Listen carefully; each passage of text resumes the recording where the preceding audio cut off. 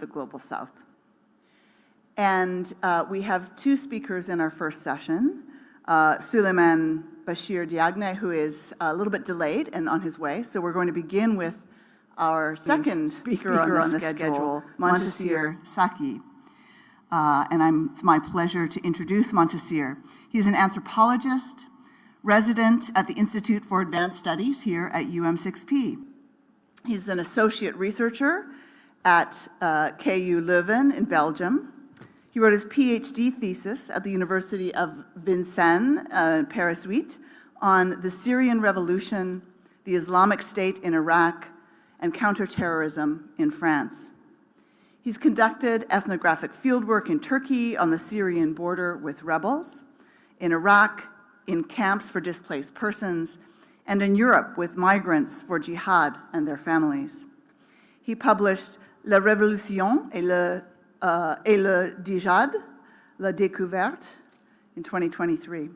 Since 2020, his work has focused on border issues with fieldwork in Europe and the southern Mediterranean, specifically Tunisia and Morocco, on the impact of border closures on societies in the Global South.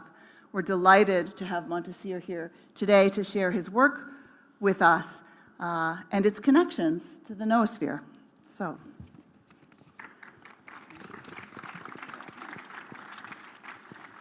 And Suleiman is coming. Oh, he's good to 20 minutes. Yeah, thank you.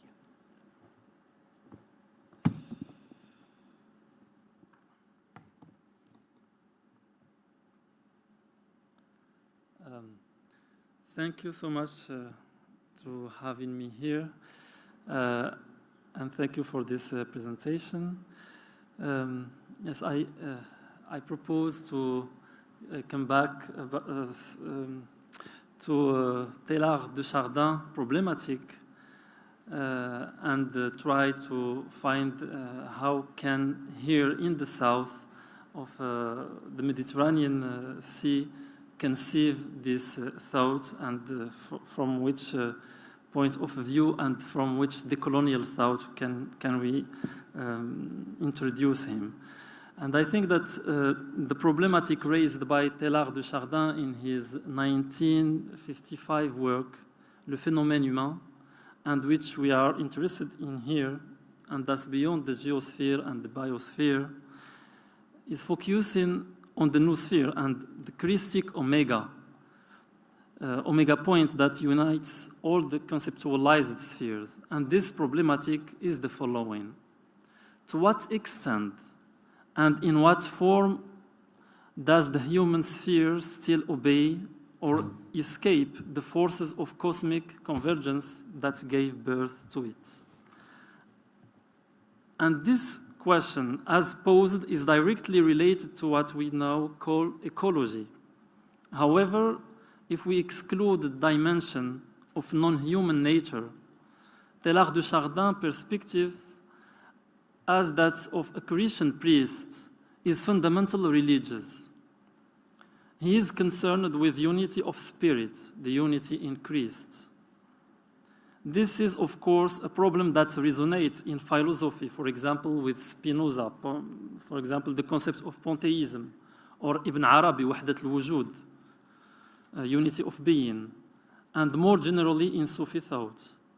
It finds modern scientific expression in Freud's concept of the oceanic feeling, le sentiment océanique, discussed in his 1929 text, Civilization and Discontents, Malaise dans la civilisation.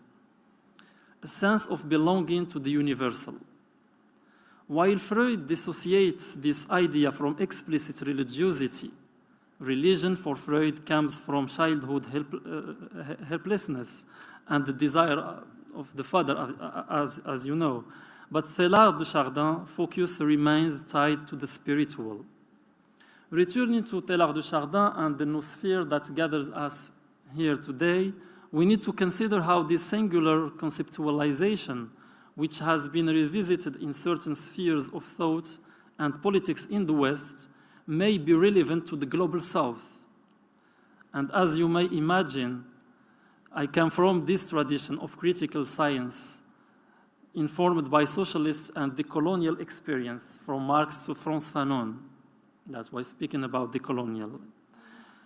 When I mentioned the Noosphere and by extension Teilhard de Chardin to my interlocutors, colleagues, that I will speak about Teilhard de Chardin, you can imagine the response, and the response is often predictable. Teilhard de Chardin's universalism is rejected as a vehicle for cosmic pan-Christianity, a reinvention of Christianity, but within its own scientific framework.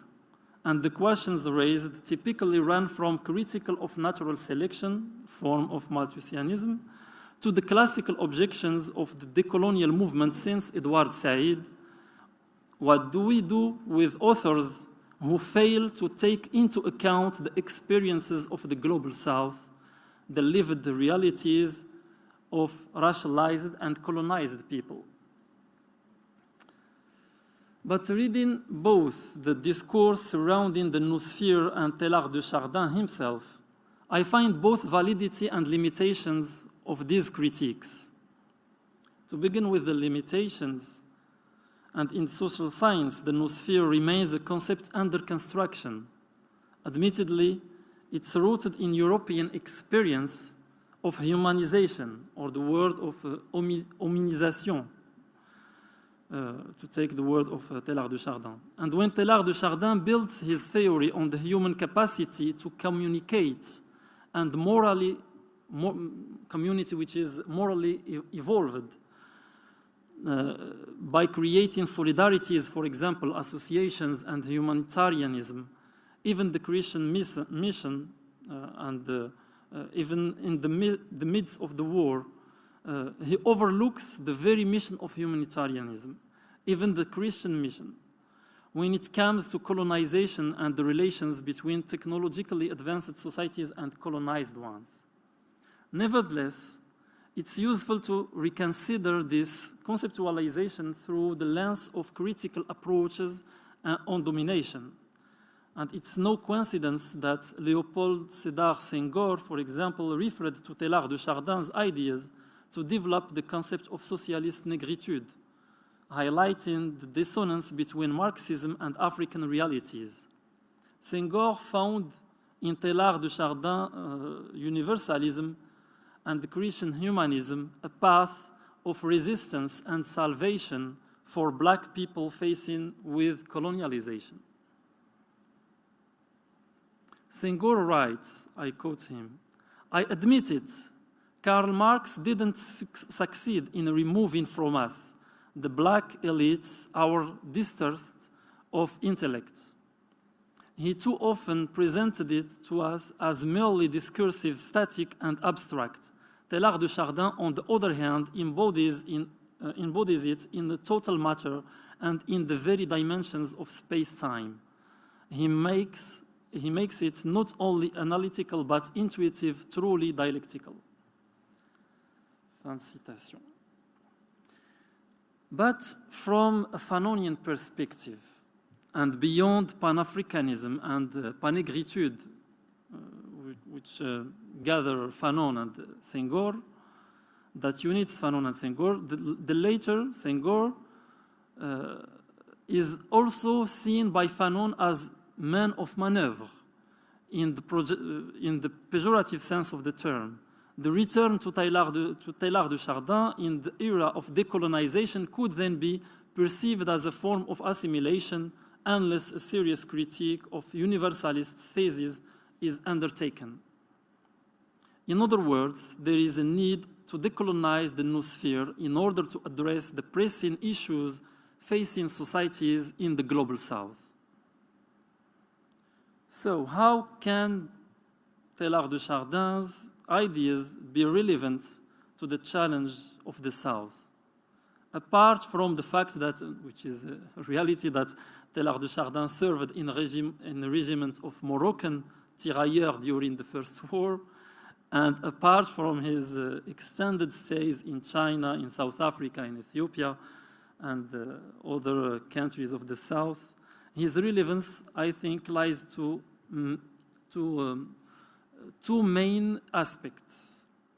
The first one it concerns the weight of tradition and religion taken into account by Teilhard de Chardin. De Chardin's spiritualization of human condition resonates in both the global south and north, where feeling, emotions, and religion as a sense of unity have played a crucial role in resisting domination, whether colonial or internal domination. The Noosphere invites us to consider these elements as integral to human condition. It challenges static and state-centric thinking that focuses only on classes, bureaucracy, law, and order. And secondly, the unequal economic and political development between North and South, and for the Noosphere to adequately address the domination that shaped the global South, it must take into account the unequal development of the two global spheres, the North one and the South. And this inequality is not linked to the evolutionism or racist movement of thinking of 19th and the 20th centuries, from social Darwinism to French Algiers School, for example, denounced by Frantz Fanon. Rather, it's linked to the monopolization of technology, a set of techniques and devices that extended slavery through colonialism and through which extend slavery through colonialism and colonialism through the border. That's why, for me, the question of border here is fundamentally important. And this brings me to my current research, which is situated within the broader problematic of war and border studies. Specifically, I am conducting these ethnographic studies of the suffering experienced by societies in the South as a result of the political phenomenon of borderization, as an offense, the borderization as an aggression against the South, and the set of effective discourses of the borderization. This includes migrants who die in the deserts, in the Mediterranean Sea, in the Atlantic, or in the Balkan routes, driven by desperate desire to reach the West, only to be stopped by lethal mechanisms and the criminal migration policies conceived in the North, and dividing this world to the North and South. Effective division, and not only metaphoric. My research also focuses on this externalized border system that shifts the burden of managing, by the violence, the borders of the Western sphere to the global South, and the pain of families unable to identify and to mourn their lost relatives left into limbo by the new colonial policies coming from the North. Before we can discuss the resistance, which is effective in my fieldwork, and solidarities and agency of those who defy the borders of death, or even address the responsibilities of southern governments in negotiating a new agreement for freedom of movement with the North, Teilhard de Chardin reminds us that the Noosphere he theorized is now divided in two, as with the division between colonized and colonizers blocks before 1960. We can say that since 1995, with the implementation of Schengen agreements, we have witnessed a new racialized division between Europe and Africa relationship, and perhaps analogous division elsewhere between Western and non-Western societies. And this division, rooted in increasingly explicit policies, splits the world through mechanisms used by northern states as instruments of hierarchization, benefiting some while diminishing others. And the division between populations that life is relevant and sacred, and population whose lives don't count in Palestine, in Lebanon, in Ukraine, in Syria, etc. At the heart of this machinery is the border. the border manifested in myriad of selective and sometimes exterminatory mechanisms. Visa, detention center, pushback, difficult or impossible access to residency cards and naturalizations, hotspots, border police, surveillance camera, barbed wire, prisons, walls, and the deadly violence inflicted on those who attempt to cross the dividing borderline. Therefore, and to conclude, the Noosphere that Teilhard de Chardin proposed, like a concept attentive to human unity, must also address the concrete mechanisms that fragment and that threat this human unity.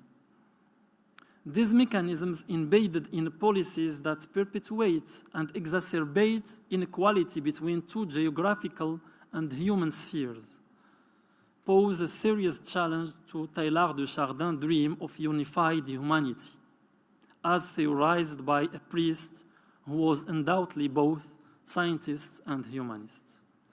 Thank you.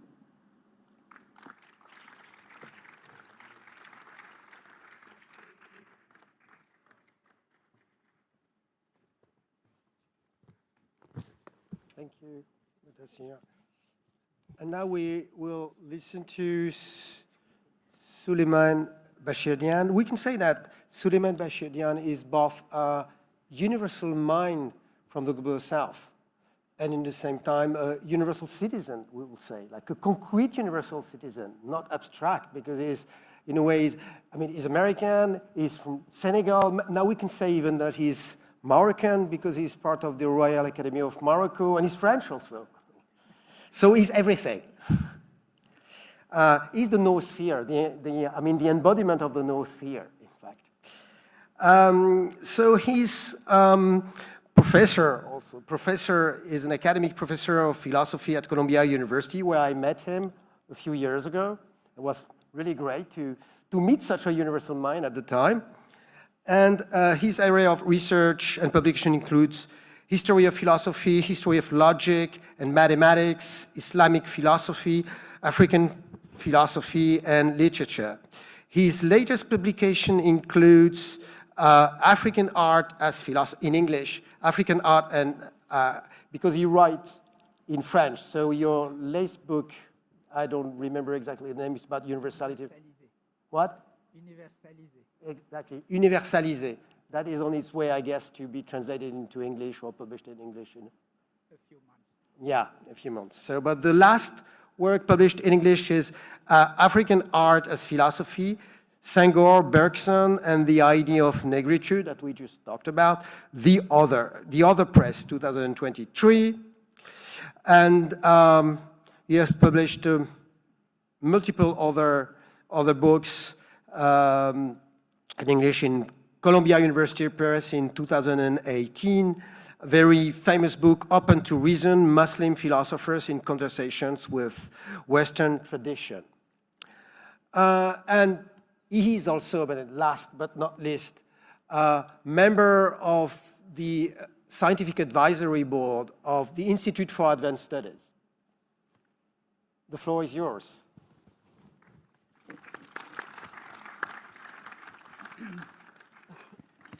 Thank you so much, Raphael. It's a pleasure to be here. I am very happy that I could take the opportunity of a conference on African humanities that brought me in here in Ben Guerir for the first time to be able to come and share with you this morning. And it's a pleasure to be here, and it's a pleasure to just be speaking after Mr. Montassir Sahi, because as you will see, the remarks I have to share are very much resonating with what he just said and what I just heard from him. Just a few remarks to, in a way, complement what he has been saying earlier about Teilhard de Chardin, Léopold Sédar Senghor. Obviously, we share the same references and we are thinking in the same direction, and I'm very happy for that. It is considered that on one side, Vernadsky had the scientific notion of what a noosphere is, and that Pierre Teilhard de Chardin represented the more theological and ethical side of Noosphere. I would like to add the political question of mainly a divide between North and the global South, even if we are considering the globality and the cosmopolitan nature of the Noosphere. First of all, normally, the way in which Noosphere is presented by Teilhard de Chardin would mean that it is a kind of layer that covers the totality of our universe. It is supposed to be what he also called planetarization, planétisation in French.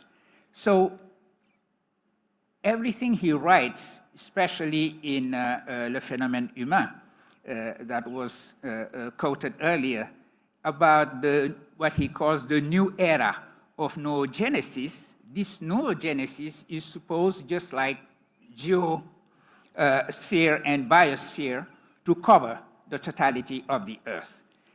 Here is a quote from Le Phénomène Humain along those lines.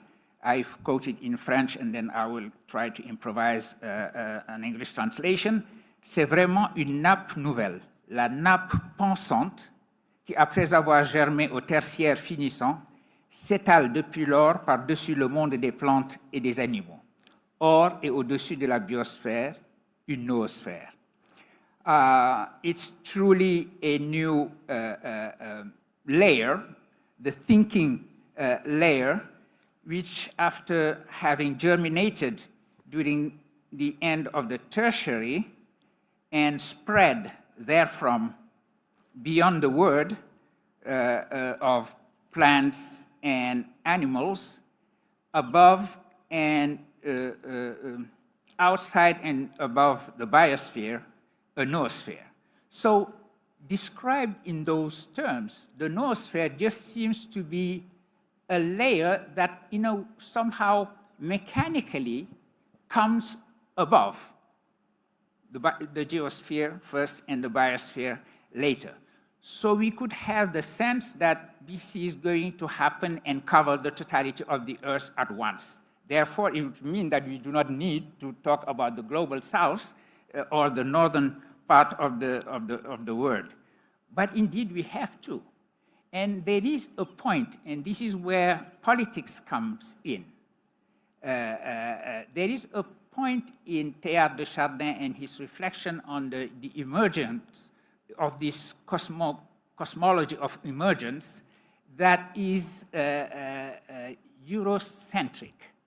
We would not expect Eurocentrism in Teilhard de Chardin thinking, but I was particularly focused on a couple of things he says about the noosphere being really centered around Europe. And I have a quote here, a long one, but it is worth reading. And again, I'm sorry, I just took notes very quickly on the plane in French, but I will try to read it in French first and then give a summary, sort of summarize it in English.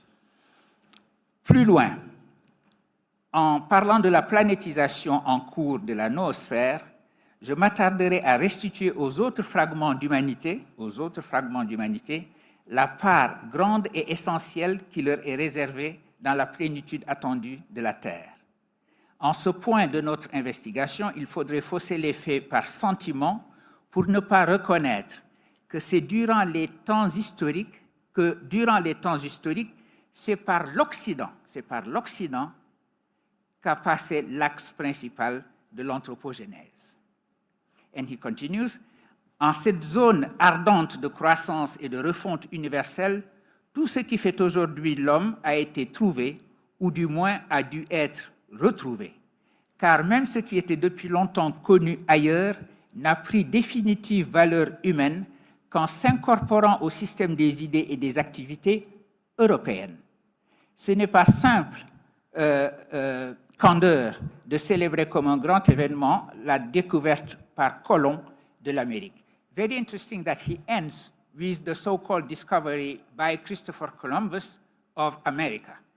It means here in this emergence of the noosphere beyond the biosphere, we are seeing a centrality of Europe as this particular province of our world where actually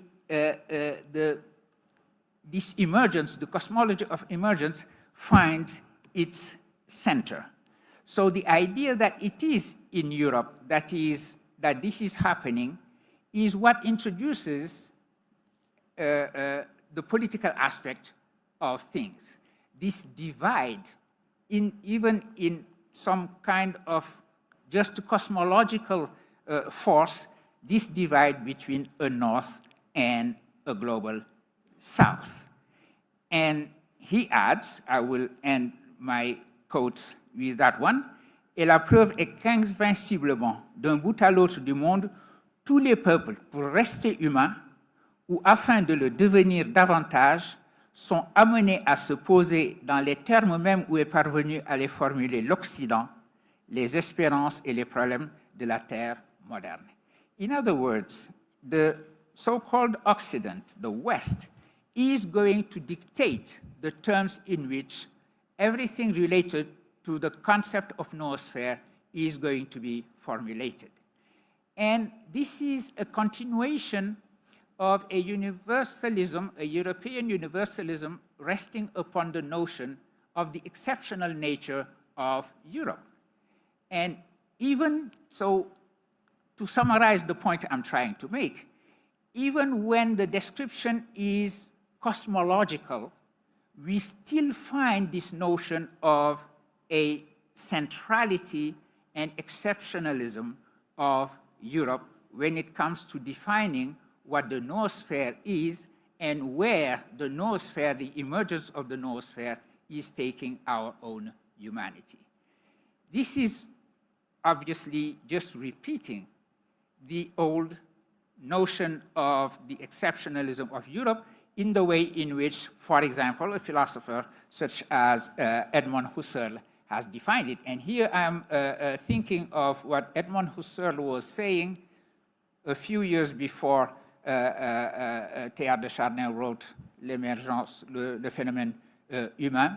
What he was saying in 1935 in his famous Vienna conferences, when he said at one point, alluding to colonialism, that India, he took the example of India, but this is what he is saying actually is concerned the totality of the global south.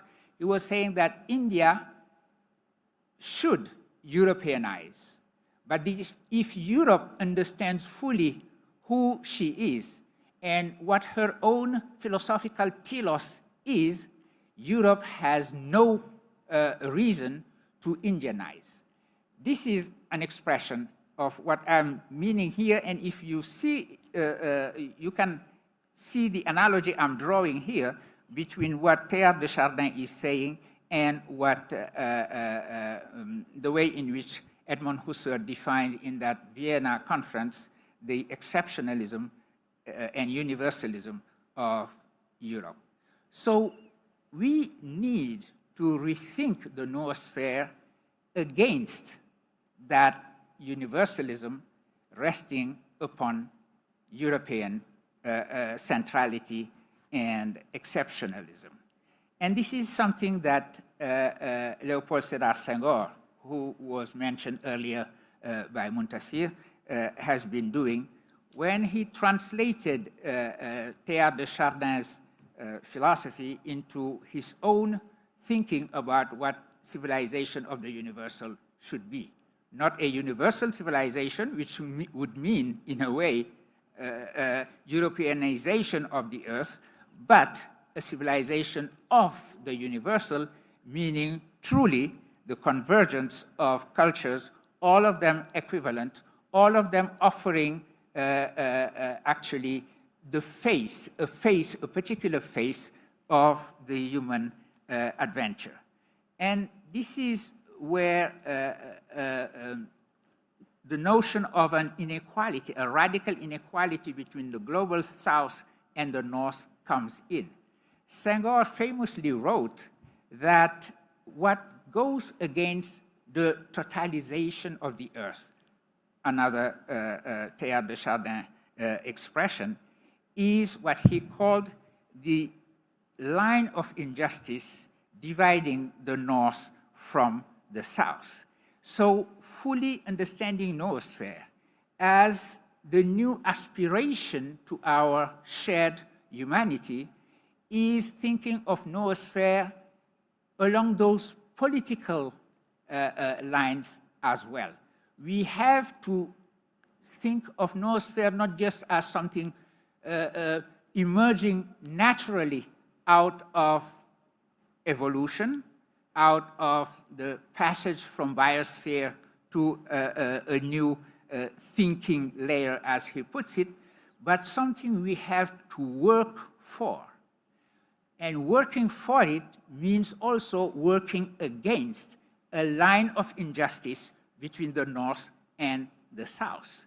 And I think that this is a very important point in our discussion about Noosphere, not just looking at the mechanical or technical side of it, how to put together global consciousness to work and fulfill our own aspiration to our shared humanity, but understand also that there is division that we have to overcome. And this division is political and cultural. As Senghor puts it, it is based on, he called it cultural contempt. So overcome that cultural contempt in order to build really the promises of the Noosphere and the Noogenesis for our own humanity. And so this is what the dimension, the political dimension, I wanted to introduce in our conversation about the emergence of the Noosphere and the realization today of what it means to think together, to turn our aspiration to our shared humanity into the ethical and theological promise that was in Pierre Teilhard de Chardin's philosophy. And I thank you very much for listening to those remarks. Thank you.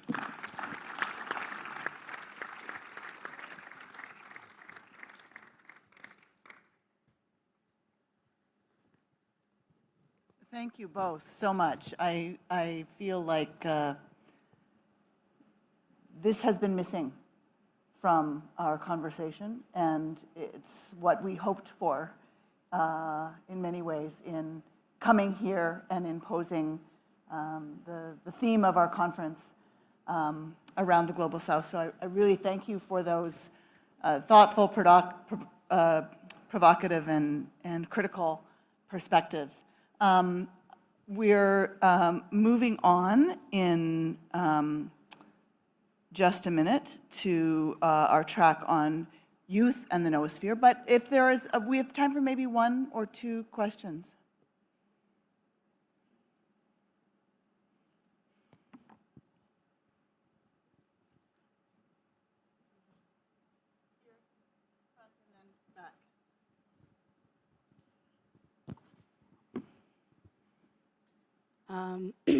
I don't understand French, and I didn't have the headphones, so I may have missed this. But I'm curious what made you conclude that the Noosphere is a Eurocentric philosophy. Do you think that it's simply the fact that currently it's a vision of a natural transition from the biosphere to the Noosphere that makes it Eurocentric, or is there another element that a deeper level that I didn't perceive?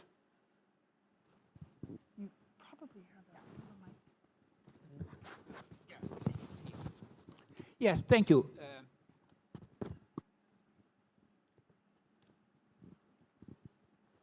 Hello? Yeah, it's work.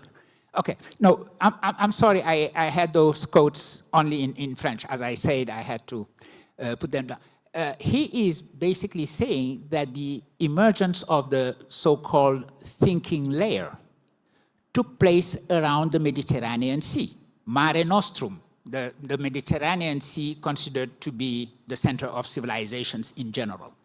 And the quotes that I read in French insist on the fact that this happened around Europe in the first place. And it is not just that it originated in Europe and then sort of spread to the rest of the world. There is a kind of even messianic mission of Europe to be always the center of the continuous emergence of the noosphere. And when he says that the other people have to Europeanize in a way, or say whatever they are the expression of in terms that have been established by Europe, this is a way of saying that noosphere is not just like, because biosphere had no precise center in a way. You could say that life appeared on Earth in general. You are not saying in the same way that noosphere is developing as a thinking layer in general. It has to be centered around Europe, or, and this is literally just reading what he had to say about the human phenomenon. Just one thing. I think we had a question back here.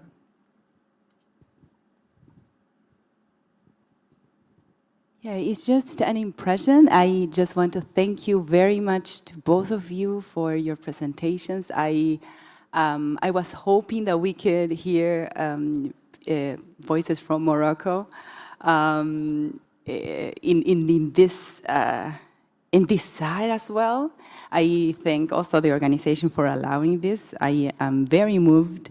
I think also that if, as you said, Suleiman, that if we want to work for the emergence of the noosphere, we need to know what we work against as well.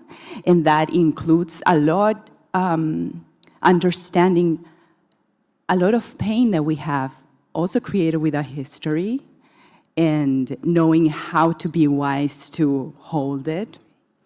And that is a difficult task, and I stay with that, and I thank you very, very much for your presentation once again. That's all. Okay, in the interest of time, we will move on to our next session. And Francis, did you want to introduce our speakers?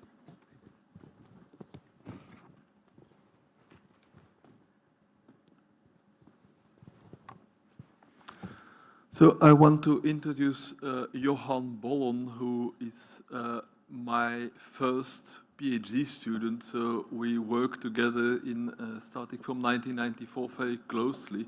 But then Johan made quite a career independently. He's originally a psychologist, but a psychologist who was always interested in computer science. So most of his work has been about using computers to analyze human data and trying to find the patterns in how humans behave. He's now a professor at let me make sure that I read it correctly. Oh.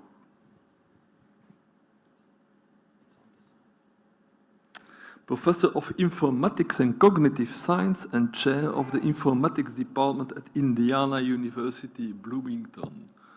But you will see he has done lots of different things, and I think today he will speak us about the health of the youth in terms of analyzing how they behave on the internet. Johan. Wonderful. Thank you. Thanks, Francis, for a wonderful introduction. I think only half of my slides are showing, so I'll just muddle through. Is this how I advance the slides? Okay. Yeah. Okay. Very good. So I've got about 20 minutes. So I'll provide a few vignettes of the research that we're doing in Indiana University, looking at. You cannot hear? Oh wow! No, I mean honestly, up here it sounds. My voice is thunderous. It's like I'm like the Zeus of science. I've decided to essentially provide two vignettes of our research at Indiana University with respect to mental health, both individual and collective, in the context of some very rapid changes that have happened to our information ecology worldwide. I want to lead off with just sort of framing the problem here of the notion of internalizing disorders. I don't think everybody's fully aware of the amazing toll that is inflicted on our society by internalizing disorders such as depression and anxiety. I mean, the lifetime prevalence is actually quite high at 16.2%. That means that if you've got a room like this with 100 people, about 16 of them will, at some point in their lifespan, be clinically depressed. Depression is not feeling a little sad. It's a very dangerous disorder. It's the leading contributor to the burden of disability worldwide, according to the WHO. So it's a serious problem that's been affecting our populations worldwide. But in addition to that, recent research is showing that our young and adolescents are increasingly affected, surprisingly, by internalizing disorders. The prevalence has increased quite rapidly over the past decade. In particular among adolescents, and there's some indications that this rise in prevalence is actually gendered. If you look at some of the data, I hope it's showing up. But since about 2006, 2005, the prevalence, especially for young women, has increased quite rapidly. These are very concerning trends, and they're also surprising, given that our youth and our adolescents are much healthier. They live much cleaner lives, they party less, they use less drugs, they smoke less, the number of teenage pregnancy has increased, drug use has decreased, but the number of suicides, the prevalence of self-harm, depression and anxiety, all of that have increased quite rapidly over the past decade. The one thing that is, and of course correlation does not prove causation, but then again very little proves causation if you think about it, but the one defining feature of our adolescents and young are their almost constant use of social media. We're talking about 24/7. It's actually difficult to measure sort of a gradient in the amount of social media use in this cohort, simply because they're online almost constantly. They're very heavy social media users, and of course that raises the question, does that social media use, being online, to that degree have anything to do with this rather ironic and surprising rise in the prevalence of internalizing disorders? And so it leads to the question of social media and well-being, and the picture is actually quite bad. There's been quite a bit of research, including controlled double-blind experiments, showing that using social media is harmful to well-being, in particular for our young and adolescents. I want to point to Jonathan Haidt, who's actually has a great Substack on the matter, where he sort of collects all of the evidence available today showing that social media is effectively harmful. Now, of course, the reality is of course more complex than just saying that it is harmful. We're sure that a lot depends on age, patterns of use, etc. But overall, I think it's safe to say that there's a scientific consensus that social media is harmful to well-being. In our own work at Indiana, we've done surveys over the past 4 or 5 years of all incoming freshmen, and that has provided us with data on about 7,000 of our youngest students coming in who take a battery of mental health surveys, and also self-report their social media use. In addition to that, we ask for access to their social media records, which provides us with a longitudinal record of everything they've been doing online, and that helps us to study, perhaps in more detail, how their social media use might affect their mental health. But in fact, we recently got a sizable NIH grant to study this. It actually starts off with the title starts off with the hashtag everything sucks, because we're specifically looking at the role of cognitive distortion, sort of thinking patterns, and I'll discuss later, in mediating this potential relationship between social media content and internalizing disorders in youth. As you can see from the graphs, perhaps I shouldn't go into too much detail, but there seems to be quite a significant effect a monotonic relationship between the amount of social media use, self-reported in this case, and the PHQ-9, which is a very common diagnostic instrument for depression. In fact, if you look at the graph on the left, you can see that for someone who doesn't use social media at all or less than an hour a week, there's no clinical indications of depression. When we go up to like 4 and more hours a week, we can clearly see a statistically significant increase in depressive symptoms. Again, this is very worrying and something that we should all be concerned about. Now, the question here, however, is why would social media be harmful to mental health? I mean, the truth is that social media allows people, including our young, to connect across geographical, linguistic, and social boundaries, and we are a social animal. So you would expect that social media overall should make us happier, not sadder. But if you look at how these networks really work, this is a research that we did about a decade ago, where for 4,000, well, about, I would say about 5 million users, we collected about 129 million tweets. Sorry, 129 million tweets, better. And you can see the scale. I mean, this is social science, this is computational social sciences. These are not cohorts of 20 people or 10 people or 100 people. We're working at the scale of millions, of tens of millions of individuals. For each of those individuals, we looked at their tweets. We had a computer analyze those tweets looking for markers of valence, of mood, well-being. And what we found is something really surprising, namely that mood is actually strongly assortative on social media, meaning that happy people like to connect to happy people and not so happy people like to connect to not so happy people. They cluster. And this is, of course, the kind of homophily that you would expect for example, religion, age, etc. But here we see it for mood. And okay, so that's a little concerning because you can easily imagine people getting sucked into sort of a social circle of negativity, of bad mood.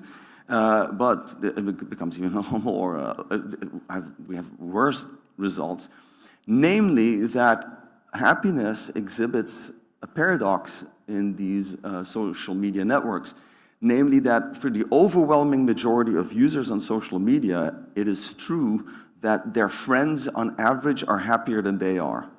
And it sounds paradoxical, because it is.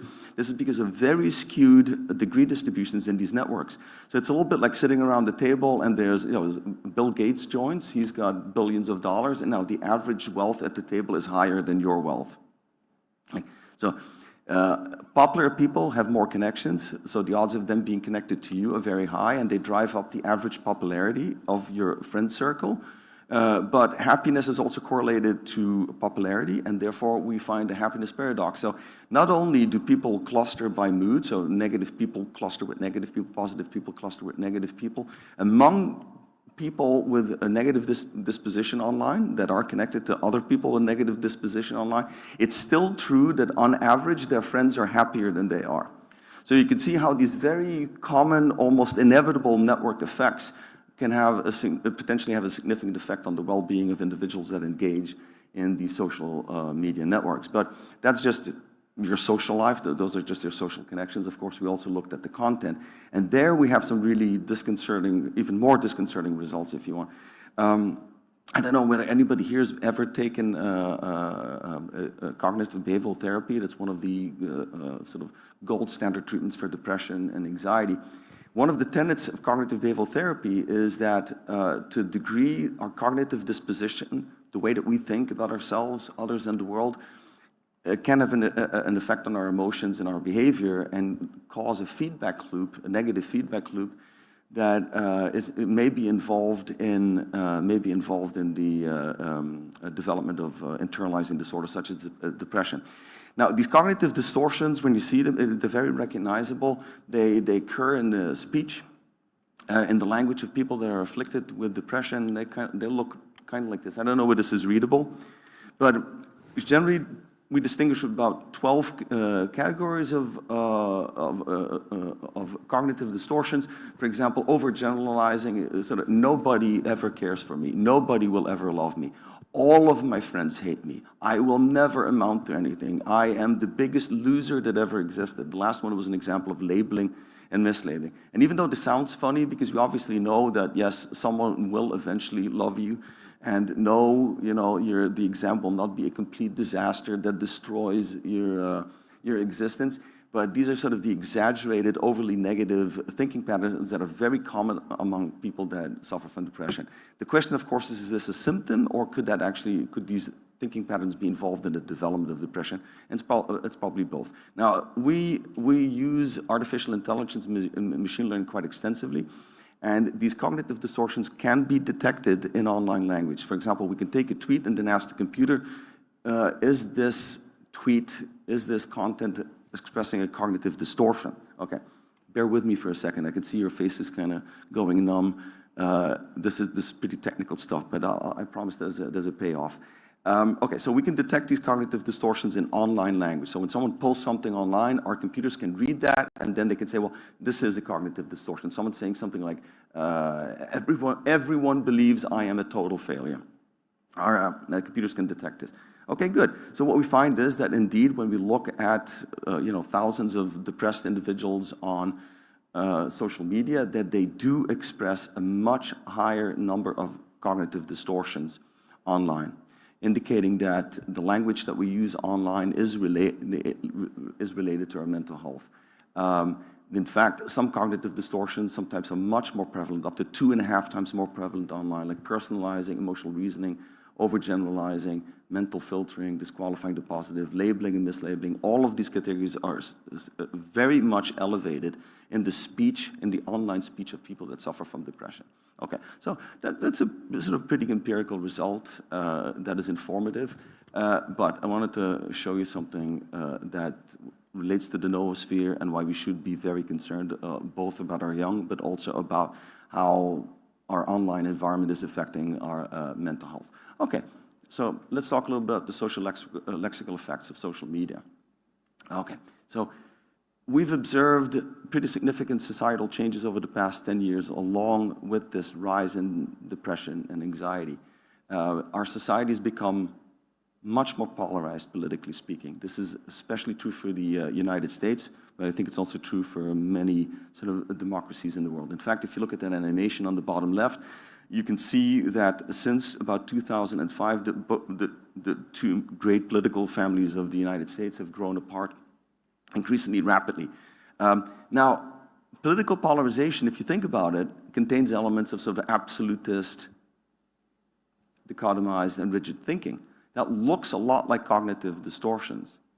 And in fact, if you look at sort of the language being used by some individuals online, for example, here's a tweet that says, it's so interesting to see progressive Democrat congresswomen who originate from countries whose governments are a complete and total catastrophe, the worst, most corrupt and inept, anywhere, always, never. That looks a lot like a cognitive distortion, but it's political speech. So I'm not saying that I'm diagnosing individuals from their online language, but there's an interesting parallel to be made here. And again, this is on both sides of the political spectrum here. You can see always, never, sort of very dichotomized, rigid, absolutist language. The same language that we find in depressed individuals. So what's going on here? Why is this happening? Okay, so is it connected? Is it possible that we're finding instances of similar changes in language and patterns of thinking at the individual level related to internalizing disorders? And at the societal level related to political polarization and other negative societal changes. Okay, so I'm almost done. I'm going to show you something that and when I saw these graphs, it scared the bejeebus out of me, honestly. Okay, so hold on. So what we did, Google has actually scanned about 6% of all books published in the history of humanity. That's a lot. That's a lot of books. Their collection starts in the 15th century and goes all the way up to the present. They've done this for American English, British English, Spanish, German, French, etc., for a whole bunch of languages. We looked in books published in American English, Spanish, and German, and then scanned all of those books, the content of all of those books, for markers of cognitive distortions. Now, people have been depressed. They were depressed in the 15th century. They were depressed in the 19th century. This is a very common human experience. There's no reason to believe that cognitive distortions in book language would change, right? So we looked at this, and this is what we found. And so there's three lines here, the three different colors. One of them, the blue one, corresponds to English since the year 1895. The orange one to Spanish, and the green one in particular I want you to look at corresponds to German books. And this is the prevalence of cognitive distortions expressed in these books over the years, and it's a time series. And as you can see for English, that's the blue line, you can see a decline since the year 1895, all the way down to about the 1990s. So cognitive distortions were becoming significantly less prevalent in books published in the English language until the 1990s. And since the 1990s, we've seen about a 2 standard deviation increase from that low point of the amount of cognitive distortions expressed in the English language as observed in these books. We see the same more or less for Spanish and Germany, namely since the 1990s and the 2000s, we see a very rapid increase of cognitive distortions in these books. But let's look at German for a second, which is mostly flat for about a century. Do you see that big spike in the 1930s, 1940s? This is the language of fascism. This is the language of National Socialism. You know, think about it in terms of cognitive distortion. They think that we will never, but we will always, you know, that kind of rigid, absolutist, polarized thinking that we find in people suffering from internalizing disorders has an interesting parallel to the language of fascism. In fact, Victor Klemperer in his book Lingua Tertii Imperii, Language of the Third Reich, actually provides a very sort of quite detailed observation of the changes in the German language under the dominance of the National Socialists and the Fascists. You could see how after the 1940s, the number of cognitive distortions collapsed back to their historical mean, continued on at a relatively sort of baseline level, but then in German as well in the late 1990s, early 2000s, we see a tremendous increase of a similar type of language.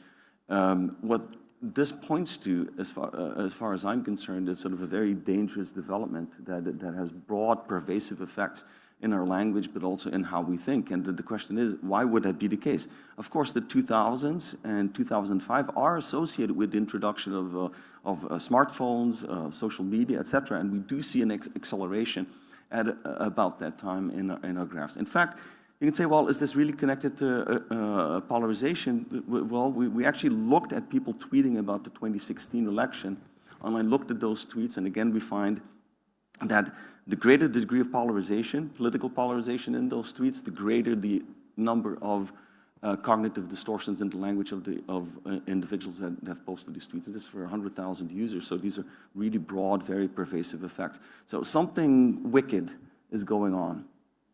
Something wicked is going on, probably driven by social media and our online environments that is having effects on the way that we think about others, ourselves, and the world, how we express those thoughts. And those changes seem to be strongly related to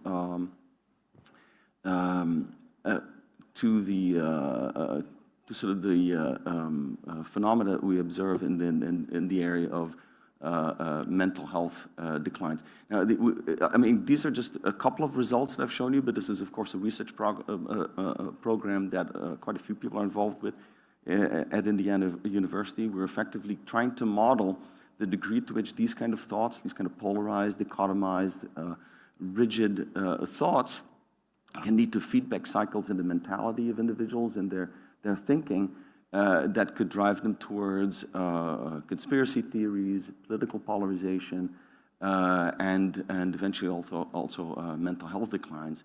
This is not fun research in a way. I'm sorry, this is a little bit of a downer. We've been talking about the noosphere, but I think we need to be aware of the fact that there's this wonderful utopian notion of the noosphere, of people becoming globally connected and merging into a global brain. But we have to be careful that our brains are fantastic. We are one of the smartest species on Earth. But inevitably, we're also affected by belief traps, polarization, internalizing disorders, etc. So we have to be careful that what is true at the individual level does not turn out to be true at the collective level as well. And I was asked to speak about youth. Our youth, in particular, at the forefront, at the vanguard of this development. We should tread very carefully in how we allow them to be exposed to these kind of environments, and we should be very vigilant of what that means for their prospects to thrive and to flourish within this emerging noosphere. Okay, I think I've gone well over time, Francis, but I hope this was of interest. I've got a list of publications here if you're interested, and feel free to email or contact me otherwise if you're interested and have any more questions. Thank you very much.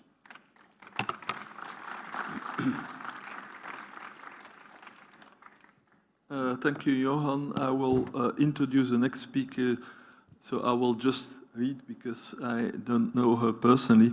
So Dr. Seren Dalkiran is a complexity scientist, researcher, and leadership educator bridging science and society to address global challenges.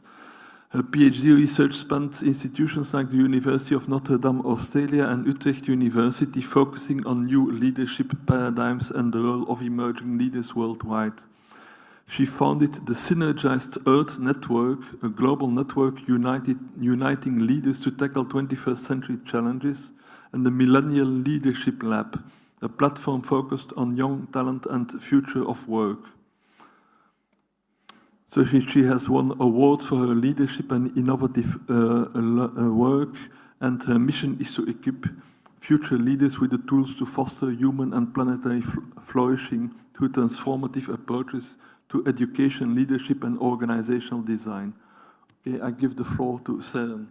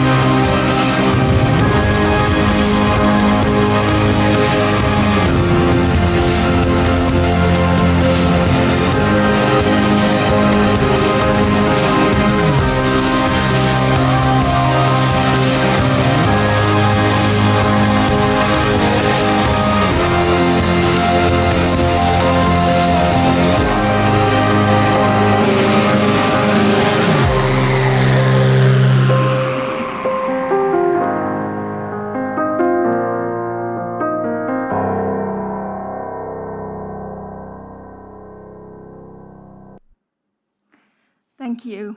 Honored to be here on this land, in this region, exploring some of the biggest questions of our time together. How did we get to where we are? What is the current state of our world in the 21st century? And how can we co-create a future most beneficial for all?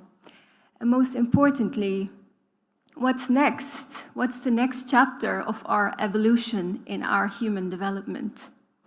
If you would travel across the universe to an ancient formation of our Earth of 4.6 billion years, from bacteria, fungi, plants, animals, we humans only enter the story.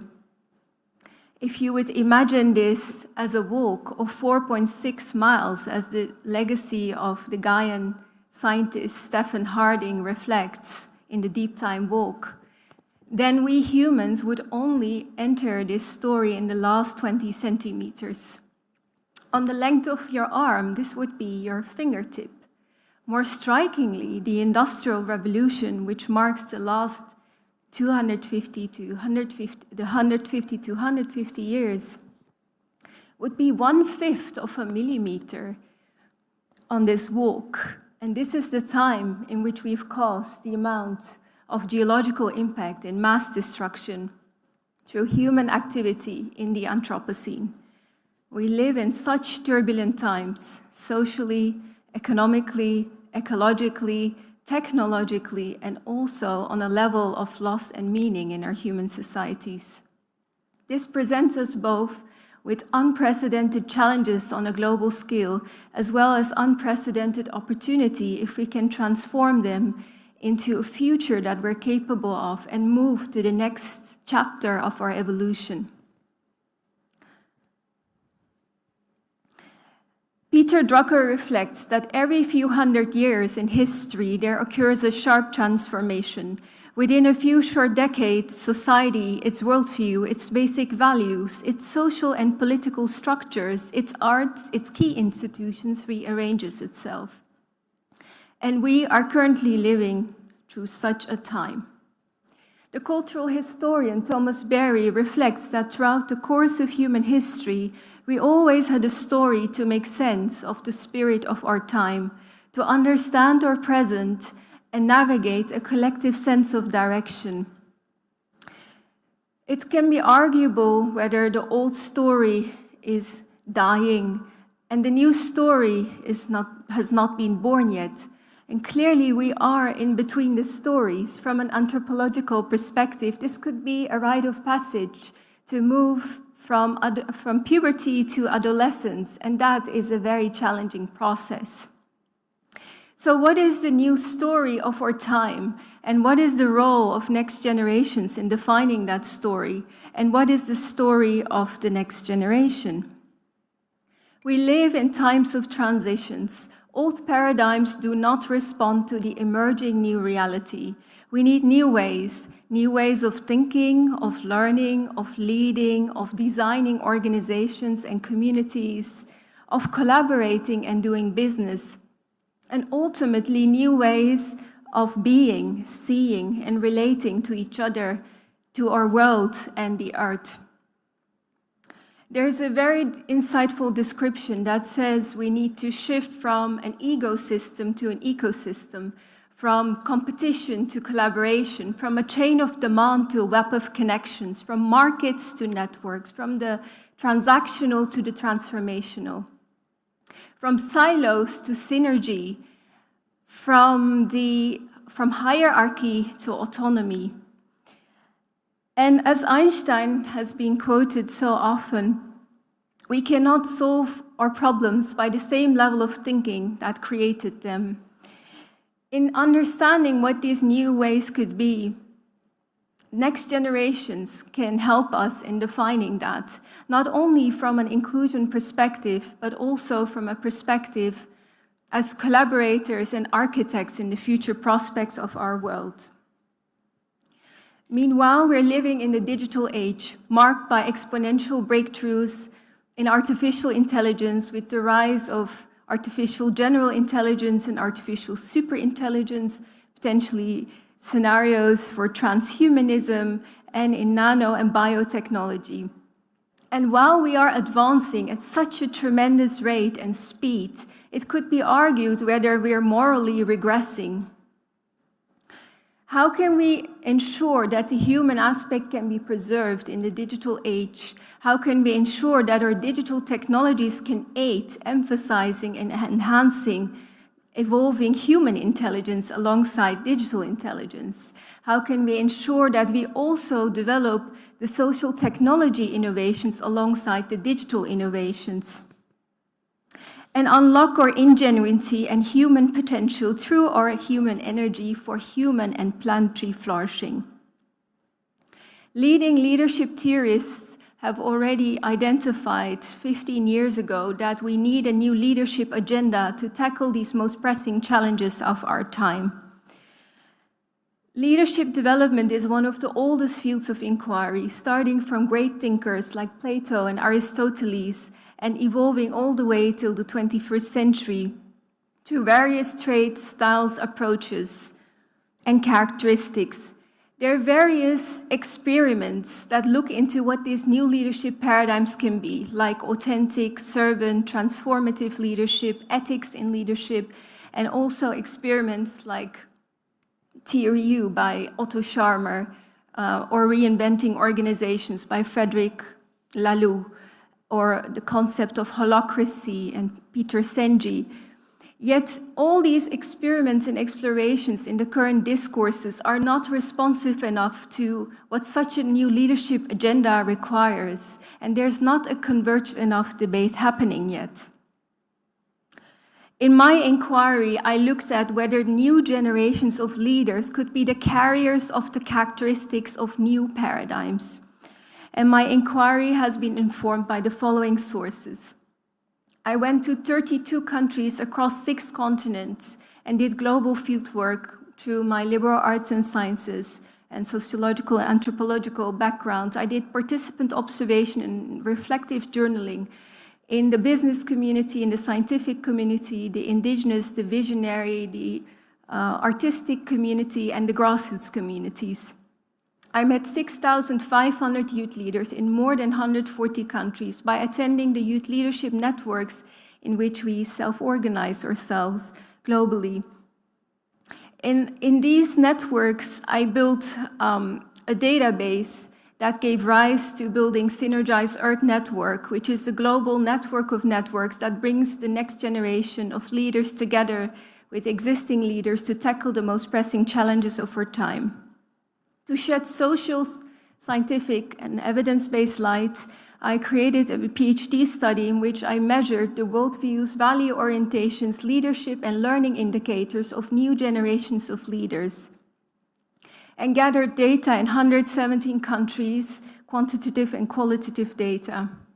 My research insights revealed that as a globally oriented generation, as the first digital natives exposed to heightened mobility, advanced technologies, and hyperconnectivity, it is a purpose-driven generation that values and has a strong inclination for what I call values-based leadership.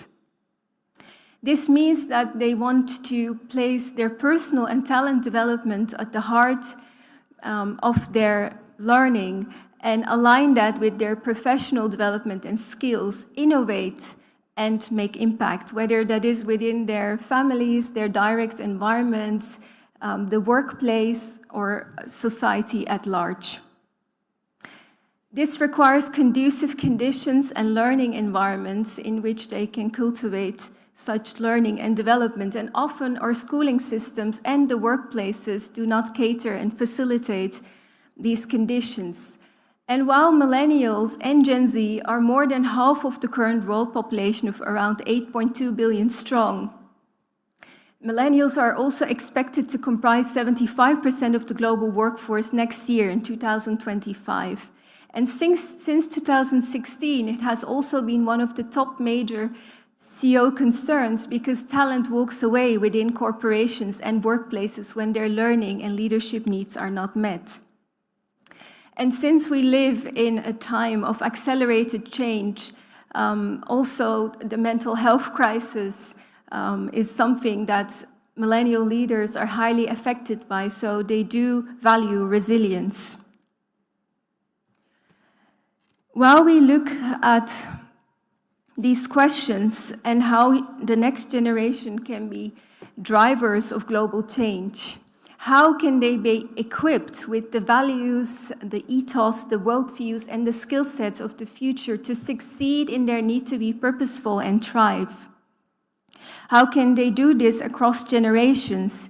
What drives them as the next generation of change agents and innovators? And how do they perceive this new emerging story of our time and their role in it? If we look at paradigm shifts, this is already happening as it has been addressed the last few days in science, from a mechanistic Newtonian worldview, highly compartmentalized, focused on specialization. We are shifting to more complex adaptive systems and lines of thinking that acknowledge interconnectedness and interdependence. Complexity science has been dealing with these tensions between these shifts, which is equally valid for leadership innovation in navigating planetary emergence in times of planetary emergency. The rapid advances in science, technology, and also our economy brought us far. But clearly, to tackle these most pressing challenges of our time, we need cultural change, which includes behavioral change. And we need to build the infrastructures and the ecosystems that facilitate such change. I have been surprised that such a pressing and great need is such a rare thing in our times. The noosphere can help us in understanding how such change can be facilitated, because there is a need for collective vision, story, and a shared framework of understanding to find a common denominator that can bring generations, disciplines, and sectors together. If you look back at the predicament and the scenarios of the Club of Rome in 1972, then the forecasts have been alarmingly accurate, and mass destruction through geological impact is expected to grow. The scientific field of big history and deep time, like the noosphere, can help us to understand how we can navigate these big questions of our time and also equip next generations of leaders in navigating a future that we're capable of, to find out what our role and place can be in the times that we're living, and how we can transform these challenges into opportunities to move to the next phase of our evolution. Such a framework of understanding can help us to also understand how we can be protagonists and authors in our own story by taking ownership and partaking in the larger emerging story of our time. In my inquiry across the world at the nexus of theory and practice and science and society, it's still the deeper and profound understanding that perhaps the new story is not something that we can redefine from an anthropocentric perspective. Perhaps we need to create the conducive conditions in which the new story can emerge by reviving a sense of remembrance of what it means to be human and alive in our times. Perhaps then the new story can birth through us. And next generations cannot do this alone in taking up their role in this.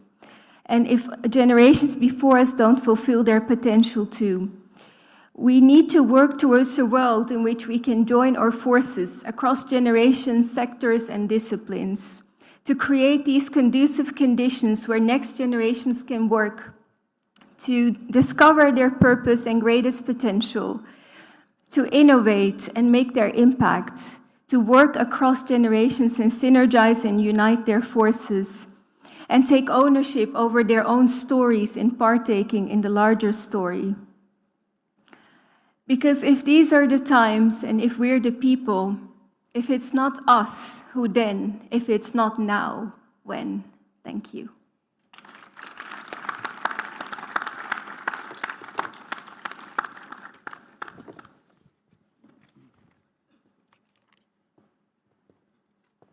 Thanks, Saren.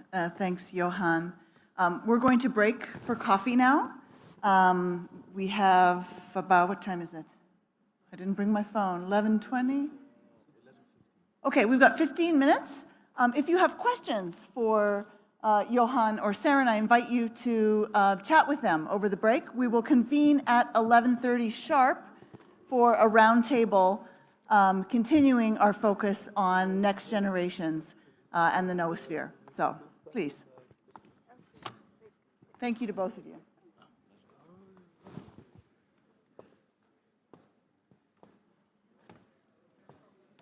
Thanks, Saren.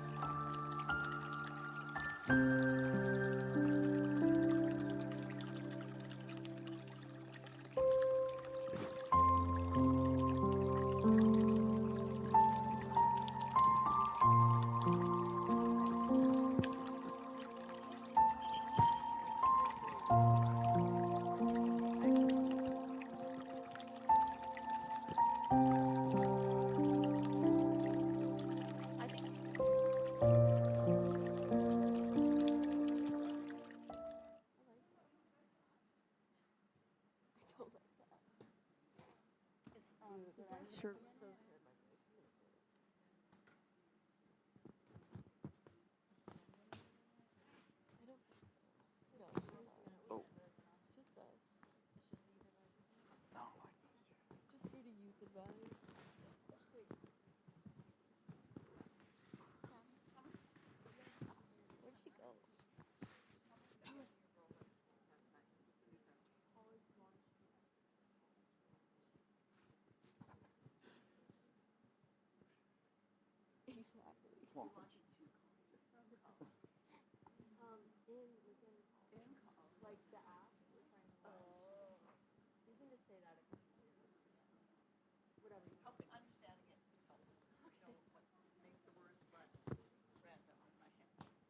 You say really cool guy for mine.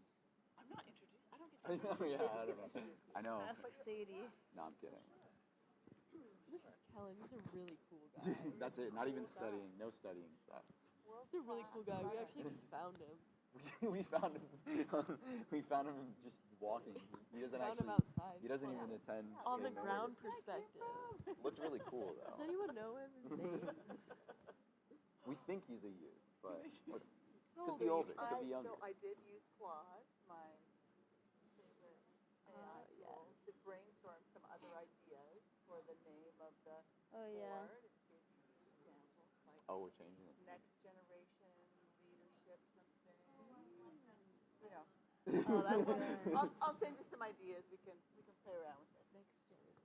Rebranding. Yeah. Just don't get out of control. Like don't. Don't go wild. Future leaders of the world. Just Let's just say our name now. but yeah. It can So also let's like figure out what. it can be a youth advisory board, but then have a name. You could just call it an advisory board of, you know, young Super adults. cool guys. Rather than naming it. Sam. I like how Hello, folks. Time to regather for our next session, please.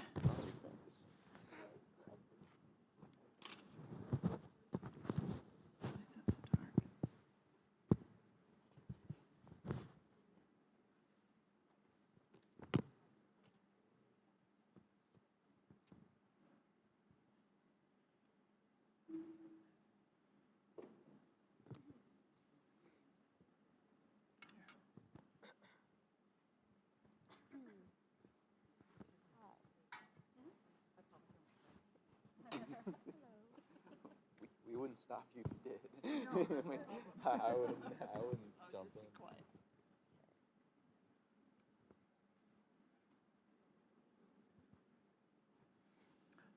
so they found coffee. Hallelujah.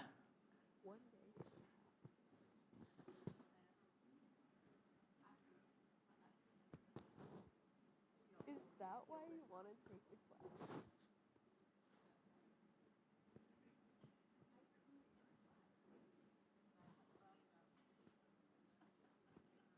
You haven't done anything on your dad? On your dad? On your dad.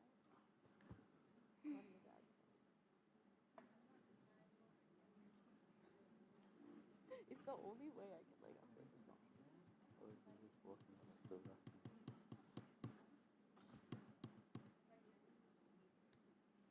Okay, folks, please come in and take your seats. We're going to begin in 1 minute. Well, that's why I value your work. It's been good. I definitely feel better now, you know, like health-wise, and you know, just soaking everything up. Yeah. Wait, what do you think? There's still more days to go in America. On what? Side for, yeah. Yeah. Until the 21st. Thanks for a few days. Yeah. Are you staying with somebody? Yada. Yeah. Yeah. How are you?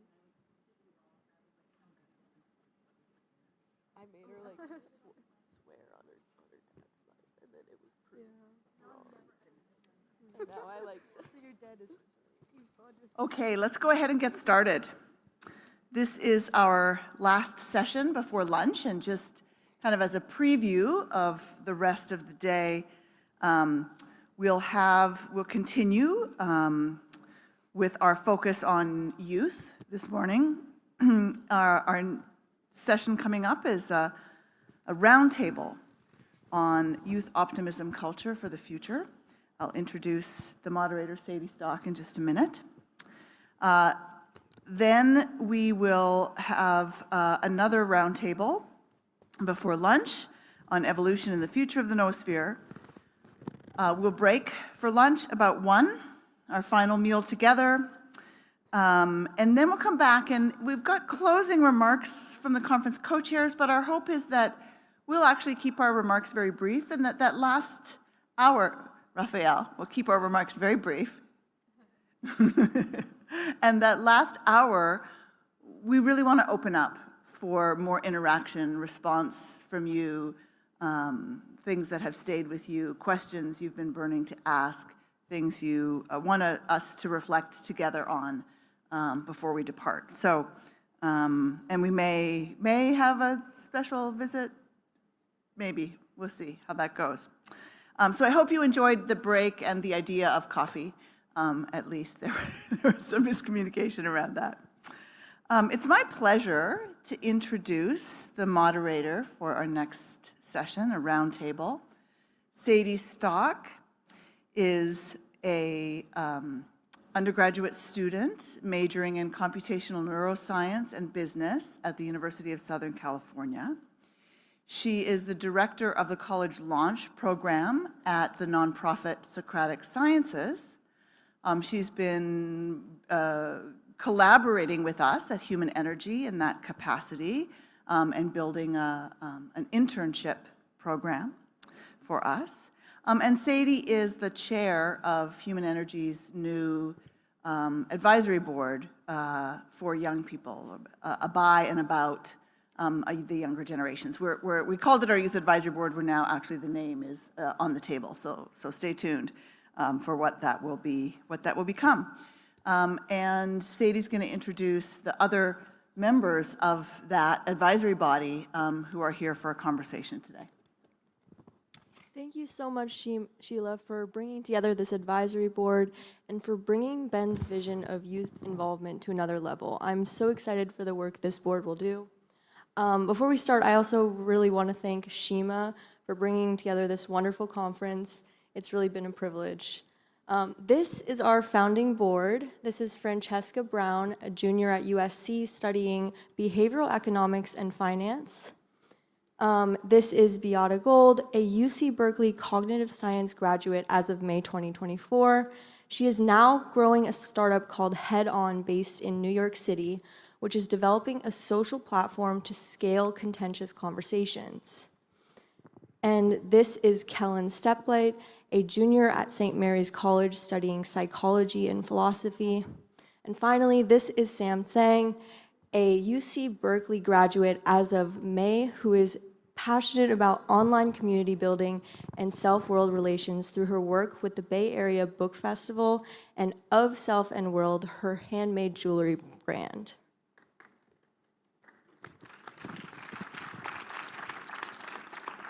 This panel will be looking at how optimism is perceived by the youth today.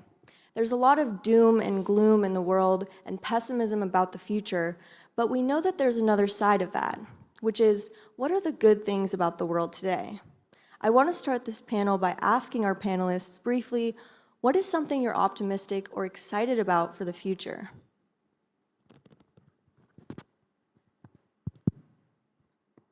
Thank you, Sadie, and thank you to the whole Human Energy team for making this possible.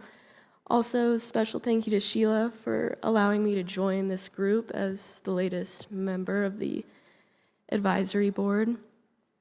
I think that something I'm excited about for the future is just the prospect of growth and development, especially on the theme of the global south. I think something I was noticing yesterday walking through this campus was just how grand it is and everything's new, and it's just really exciting to see the global south developing and all the hope and positive economic outcomes that are going to result of that. It's really exciting. And then also future technologies that we can't even imagine are going to be such an impactful part of our lives.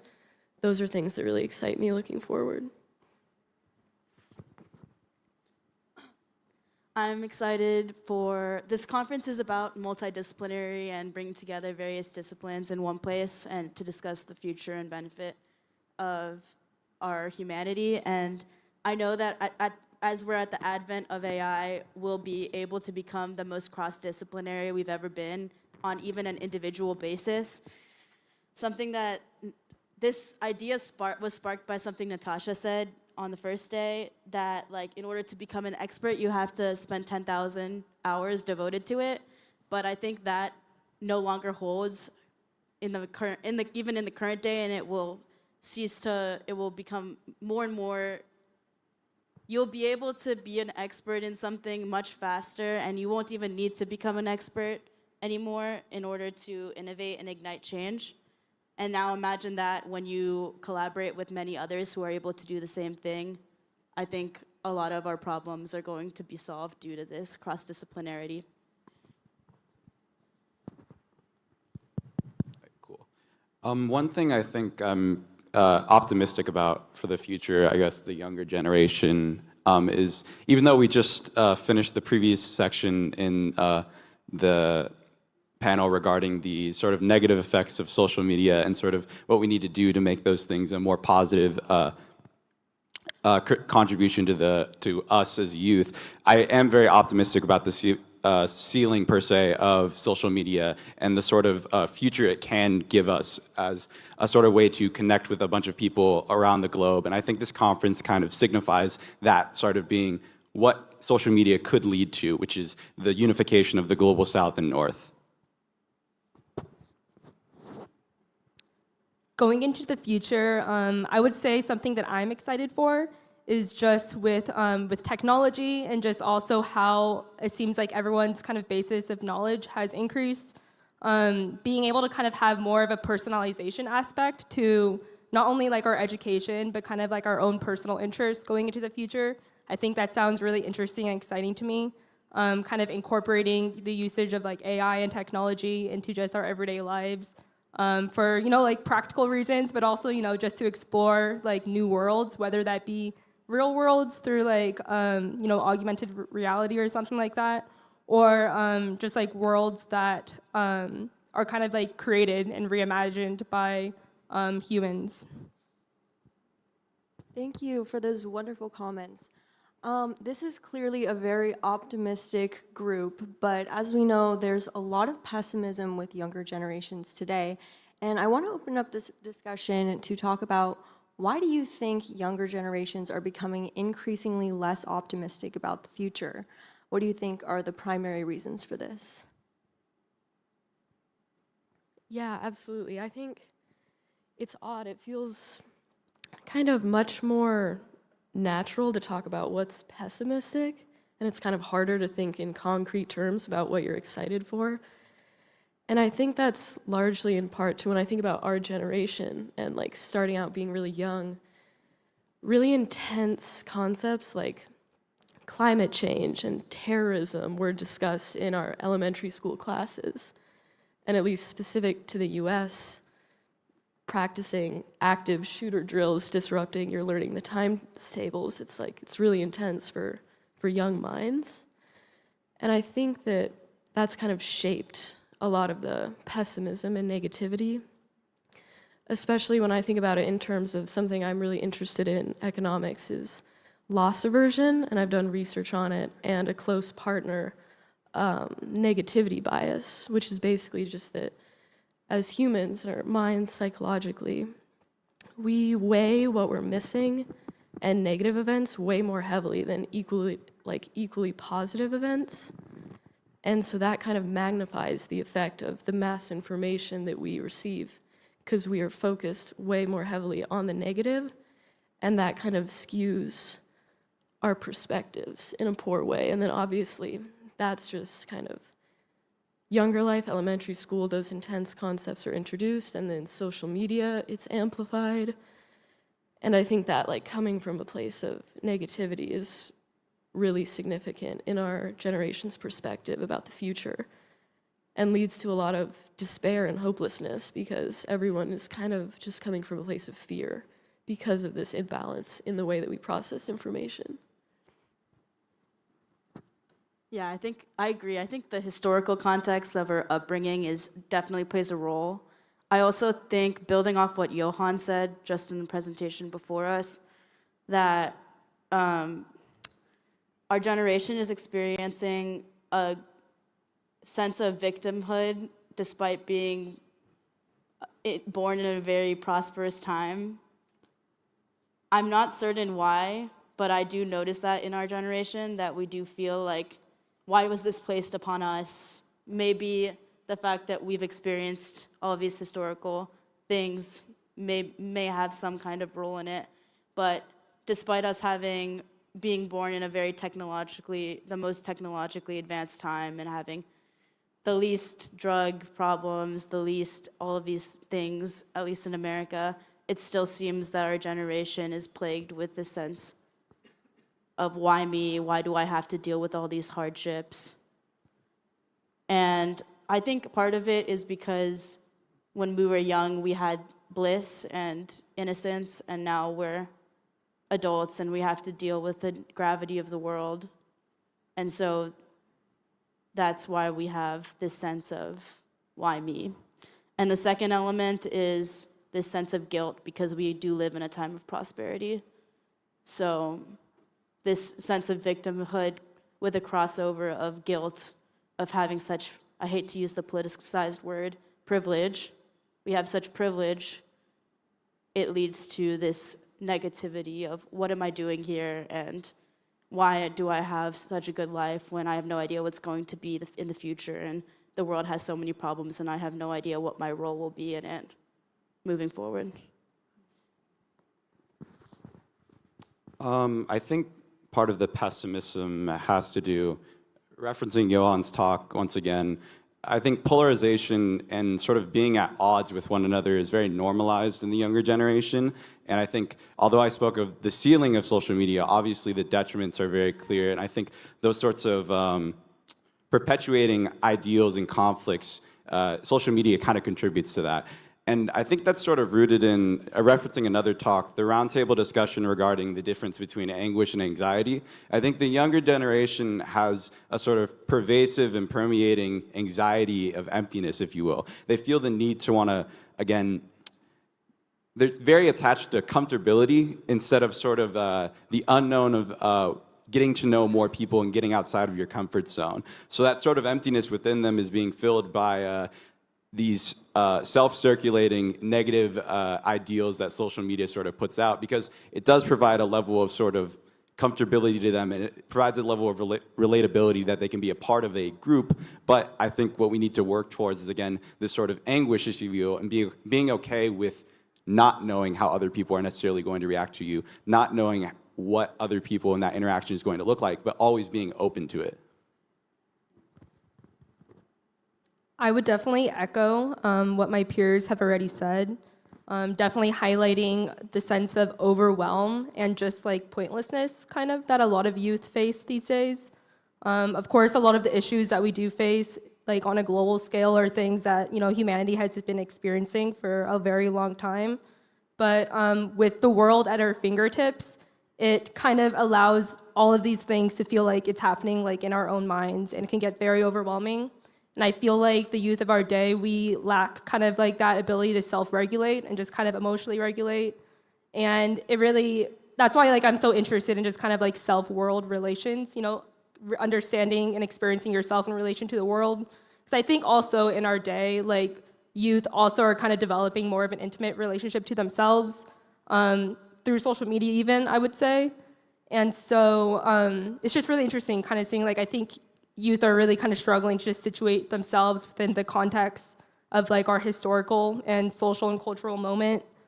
It feels like, that we're just running, whether that be away from our problems or, towards some kind of solution.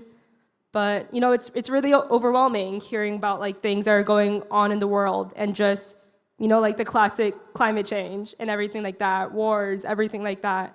It's really overwhelming hearing about these things and just seeing kind of patterns repeat and continue and cycles just kind of continuing going on.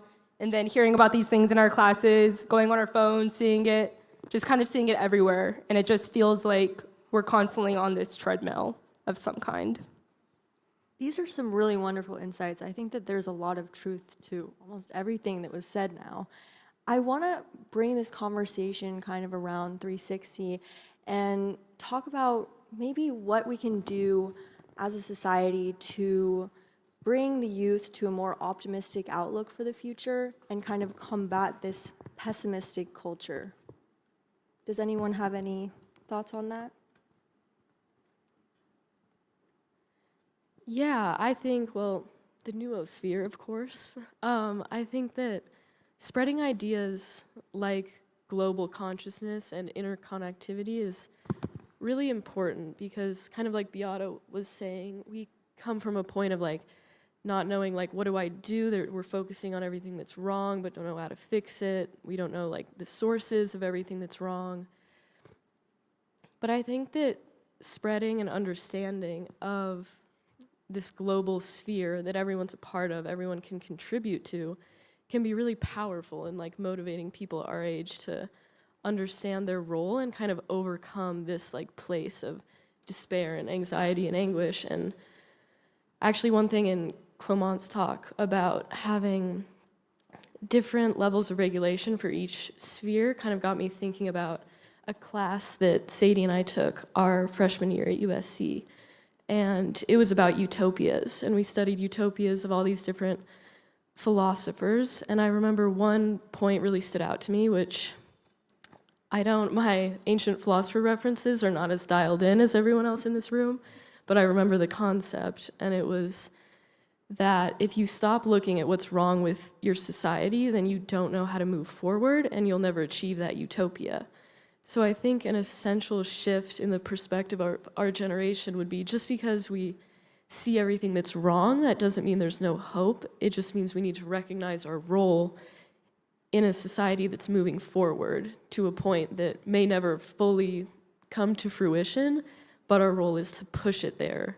And acknowledging all these issues is like a really important component of that. And I think we're running short on time here, so if anyone else has any closing remarks, maybe? I guess one thing I'll say is I feel like one thing that's really important to the youth of today is kind of our awareness of the importance of community. And so I think we're seeing a huge resurgence of youth like reimagining community and kind of ways to connect with other people. And I feel like this is a positive trend, using technology even and social media as a way to bring people together and bring, different ideas to different populations that would have been harder to reach otherwise. And so, I think reimagining community is something that is really important for our generation, and I think it's something that's going to be continued to be explored as well. Yeah, to build off of what Sam's saying, I think this time period where we're struggling with a lot of things as a global society is a point of rockiness where we're continuing to evolve and strive for betterment towards an optimal society where we can solve big human problems. I wanted to say, building off of what Sam said, that given this rockiness, what I think we may, if we go the right way, the good outcome way, is forming communities like what the World of Warcraft talk was defining, where we're not turning to communities for what we were given and what we can take and deal with and tolerate in order to have our needs met, but rather this source of support that is true and genuine and full. That's all I have to say.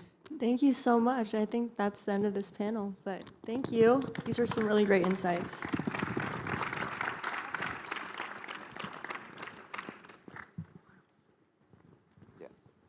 So I just want to thank our panel. I'm very inspired by these young adults. A little teary, actually. So happy they're here, that they jumped at the chance to come. I'm thrilled that Human Energy was able to bring them here. I'm thrilled that I get to work with each one of them. They give me great hope. And I know that they would give Ben great hope and pride. And just as a little teaser, look in the new year for a new initiative. We'll be launching the Ben Kassira Fund for Youth Initiatives to support the engagement and projects and contributions of young people like this to the advancement of the Noosphere. You'll be invited to contribute. So, thank you. Our next panel is a roundtable on the evolution and future of the Noosphere with Francis Heiligen, Greg Stock, and Michael Jacob. Terry Deacon, I don't think, is participating remotely in this one. Oh, Shima is joining instead. I forgot. Wonderful. Shima will be channeling herself, as she should. Shima, to whom we owe so much this week.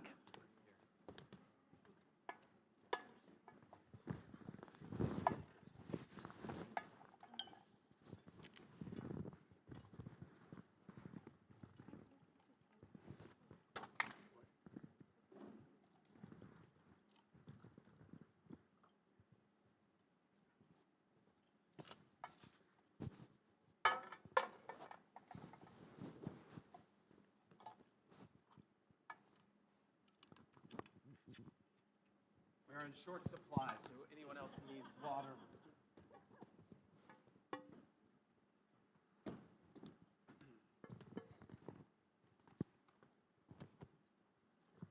Okay, good morning, or nearly afternoon. Good afternoon, right on the dot, right around noon. Kind of far away from y'all. I'm gonna come over here.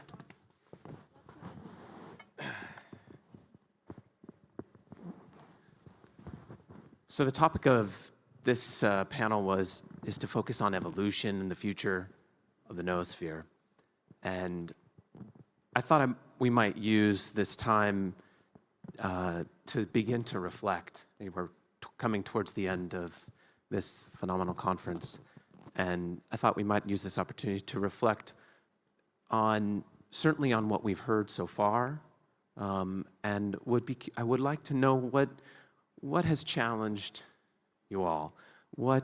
How might you move outside your comfort zone when you get back to your offices, back to your spaces? And in reflecting on that, what about the theme of the conference, Global South? How does that impact us? I know many of us here are scientists. We study evolution. We think about interdisciplinary sciences. So I would love to hear from that perspective. While you're letting that percolate, I'd like to open it up, let you answer first, but I also want to invite you, Shima, just as has been said already, she's done such wonderful work helping organize the conference.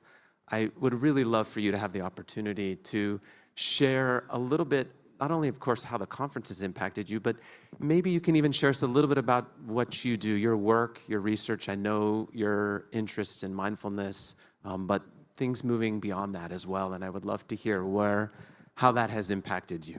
So, Shima. Thank you so much, Michael. I really appreciated it. I think first I would like to share a little bit about how the organization of the conference impacted me, and then maybe share a little bit about my work. I think I started, basically I joined UM6B Institute for Advanced Studies on April 15. And the purpose of joining here was to write my second book, which was, the aim of that was bringing the wisdom of, Persian wisdom of Fariduddin Attar, Conference of the Birds, to the smart city design. I think I developed a little bit of my book, and after that, we planned, of course, with Raphael and my other colleagues too, and Francis, of course, to bring the conference to UM6B, co-organized by Human Energy. And at the time, Ben asked Raphael and Francis to invite me to the weekly meeting. So I joined the meetings. And I think gradually, as we shared, I think yesterday, and Francis, I think, said it very nicely, Ben being so kind of welcoming and humble and nice, I think you end up actually doing what he wants you to do. So yes, so I was in the loop. And since then, we started weekly meetings. And I think that focus of...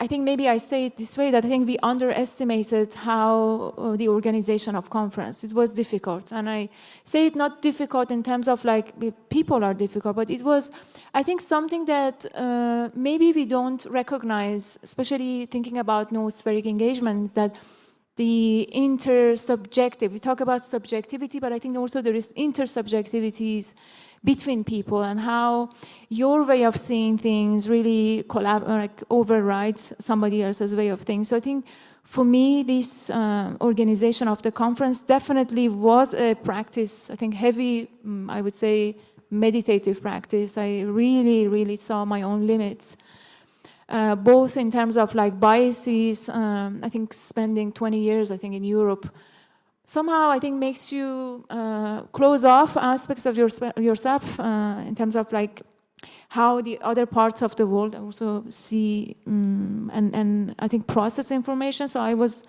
very challenged and definitely out of my comfort zone. So back to office, I think, I don't know if I will be back to office because I'm so out of my comfort zone. But I think, as I shared also, I think over dinner with some of you, at the end of the day, or as Raphael always say, maybe even at the beginning of the day, I think people are good. Like really, I think people are actually good. And I think if we just sit with the idea that people are actually, they are well-intentioned most of the time. And if we just be, I think, open enough or practice openness, or exercise our openness muscle, I think we find synergy and we will design, I think, Noosphere. So Noosphere for me now, my conceptualization of Noosphere definitely changed. That is definitely a space of, I think, exercise of your embodied exercise of your being. And I think that is, that's what I share for now on the organization of the conference. No, thank you. Thank you very much, Shima. That's beautiful. Greg, you jump in. Yeah, I think that the thing that's been most challenging to me is that the conceptual framing of the noosphere and global mind, as you delve into it more deeply, it is increasingly challenging, I think.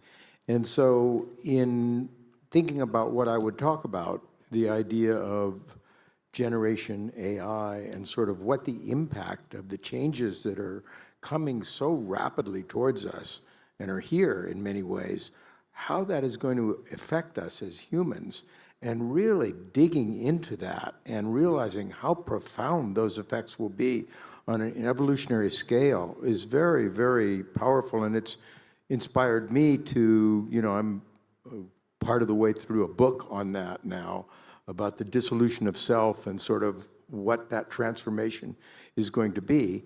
And, I would not have done that without agreeing to come here and sort of engage in a new area. And being here, one of the things that I've felt, which I'm not quite sure what it means, but I think it's very significant, and that is that there's a lot of angst, as though, how are we going to make the noosphere be healthy and a poor noosphere? And it makes me think of like two little blood cells going, oh, I don't know what's going on. How are we going to make sure that they have a happy life and are doing all this? What do you want to do? And this is operating at such a large level, and it's such a dynamic phenomena. And the example that came to mind yesterday evening was, here we think about, we want to design a system, and how are we going to educate people broadly, and how are we going to put this in place, and how are we going to regulate everything? And just in an instant, in the last 2 years, through large language models and where that's leading, we're going to have a universal education for virtually everyone in the world to tap into all of the knowledge resources that we have, to do it verbally where they don't have to have any powerful connection or anything. So that large issue that you could spend lifetimes trying to solve and organize is happening, instantaneously through activity that's completely separate from that problem. And so this sense that we're on this ride, and that it's such a privilege to watch it. And yes, we can affect how it's going to affect us personally and those around us that we love, and maybe a little bit larger realm. But this is happening. I think it's it's dynamic. It's being driven by, basic technological forces. I was trying to think of what individual, other than a few situations like a big assassination or something, would you'd say, had that person not existed, the world would be very different? And I don't think so. I think it's very hard to come up with somebody who has, directed the noospheric evolution. So that's what I've been dealing with around evolution and the framework we've been looking at. Well, I think everybody will agree that you really can't predict what will happen. Things are going so fast, are so chaotic, are so non-linear. So we really have to think at the largest possible scale, at the most universal possible principles. And so what my life work, you might say, has been on is about self-organization, the principles of how complex systems self-organize. This is essentially an optimistic philosophy. I believe that if you bring a number of agents or agencies together, they interact, they will after a while self-organize. It means they will develop some form of coordinated synergetic activity. But it's not a simplistic view where everything necessarily goes for the better. Sometimes you have kind of local self-organizations that are detrimental to the system, and I call these parasitic modes. So one of the things, for example, that I think that we see in social media are these kind of filter bubbles and echo chambers and conspiracy theories, which are things that kind of self-organize, but they self-organize at the expense of the larger noosphere. That means it's like a tumor in the body. The body as a whole functions pretty well. It's self-organizing, it's distributed. There is no central control in my body that tells this blood cell should go to this vessel and give oxygen to this cell. That's not how it works. We know it is a distributed self-organizing system, but we know that occasionally there is a cell that starts dividing and just selfishly take things from the whole system at the expense of the larger system. So I think the dangers we should be aware of are those. The whole evolution as a whole, I think, is positive, is self-organizing, is developing synergies, but locally there will be these kind of parasitic modes, self-reinforcing things that grow at the expense of the others. Another example of such a parasitic mode, I was discussing that with my colleague Thomas a couple of days ago before the conference. A war, in a sense, is a self-maintaining system. He's going to make a model with using the formalism of chemical organization, which is a model of self-organizing systems, that you have a number of agencies in a particular locale. In this case, it was somewhere, I think, in Niger, where the different agents have reasons to continue fighting, and so the war is kind of a self-maintaining system, which of course maintains at the expense of everything else. So I think, if we want to understand and steer the noosphere, first we need to understand these processes of self-organization on the global scale, which are positive, but then also know that sometimes there will be local forms of self-organization that will sap the resources from the larger system that are kind of parasitic. So I really like that, okay? But emergent phenomena, it's very, very difficult to predict what the structure is when there's complexity and nonlinearity, that what's going to arise from small changes in the relationship at the lower level of organization. And so it seems to me that we're scrambling, trying to kind of understand how those little changes and effects will change the larger structures that emerge and whether they're beneficial and in alignment with us or not. And it's extremely difficult in that so often things that we think of as negative, ultimately in a complex way, they end up as being very positive. And just the opposite occurs as well. It's almost like the, traditional religious framework where, God moves in strange ways, sort of accepting that. So this sense of kind of faith and acceptance is something that is very difficult for many of us, but it's I think that's why we had this panel of anguish versus anxiety. I think that was the very main reason we put it in there. I think the work of Raphael really speaks to that, because I think a lot of people have difficulty with that uncertainty. A lot of people actually have, I think, disconnect with this discomfort, that you feel it, I think, at the human levels. It's a feeling that I think helps us to grow toward our evolution, where we want to actually go. So I think that panel really answered that question, I think. Yeah, I would agree. And well, just to pick up on what you're pointing here, Greg, there's this real paradox, right, between what seems to be, we think of good, we think of bad. Our challenge in trying to find the right metaphors for this makes me think about where we were early in this morning, as Suleiman bringing up what we are for and what we are against. And so I'm getting a strong sense of the hands-offness and self-organization, and, well, this may be good, we don't know, it could turn out to be bad, but this may be bad, it might turn out to be good. And yet there's something very distinct, I think, for us as humans, that we are a moral species. So we want to try to stretch that a little bit. We're on the evolution topic a little bit here, and so we have a long history of using scientific language, maybe twisted, of course, from its origins, to articulate perspectives that end up in the things that led us to the subtitle of our conference today, and inequities between the North and the South. So just a prompt to push in this direction. I don't know if I'm being clear, but I can clarify. And I'm not saying to be inactive. It's really hard to do that. I work very hard at doing things that I think are likely to have very positive outcomes and to bring people together in rich ways that enhance their humanity and their experience in life.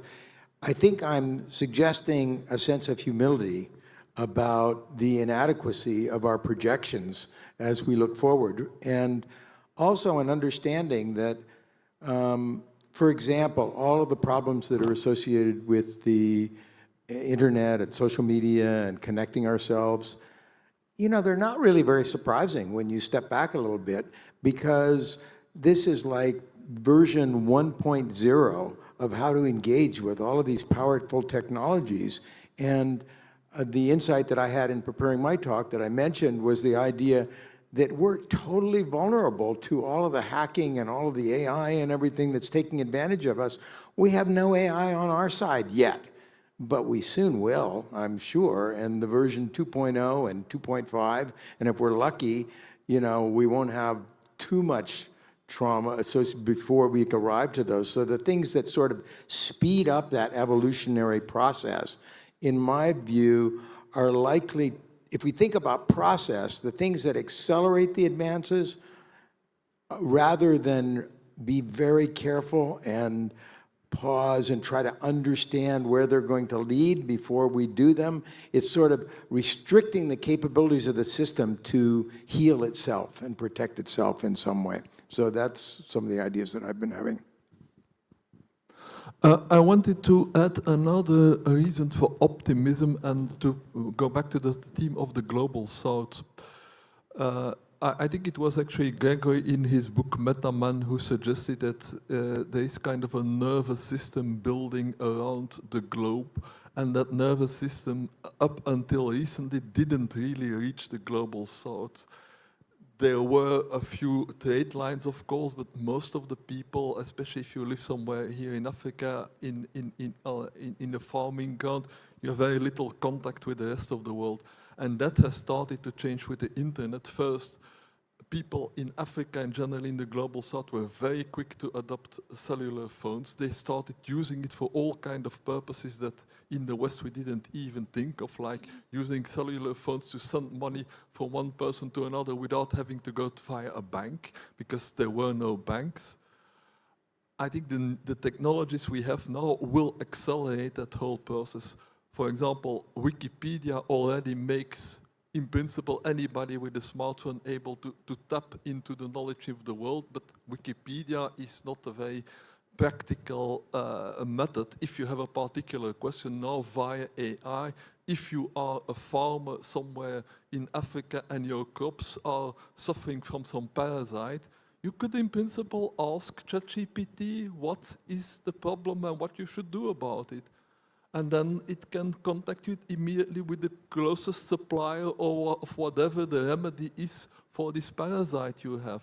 I mean, these things will extend the circulatory system and the nervous system of the noosphere into the tiniest villages in the global south, and that will be an immediate boost to combat poverty, to cover ignorance.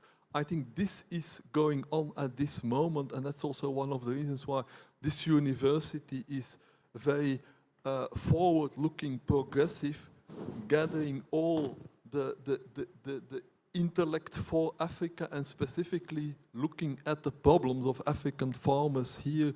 I think this is an example of how the noosphere should work and how it will work. So that's the problems, especially of the global south. I think the noosphere is the best way, the quickest way to solve these.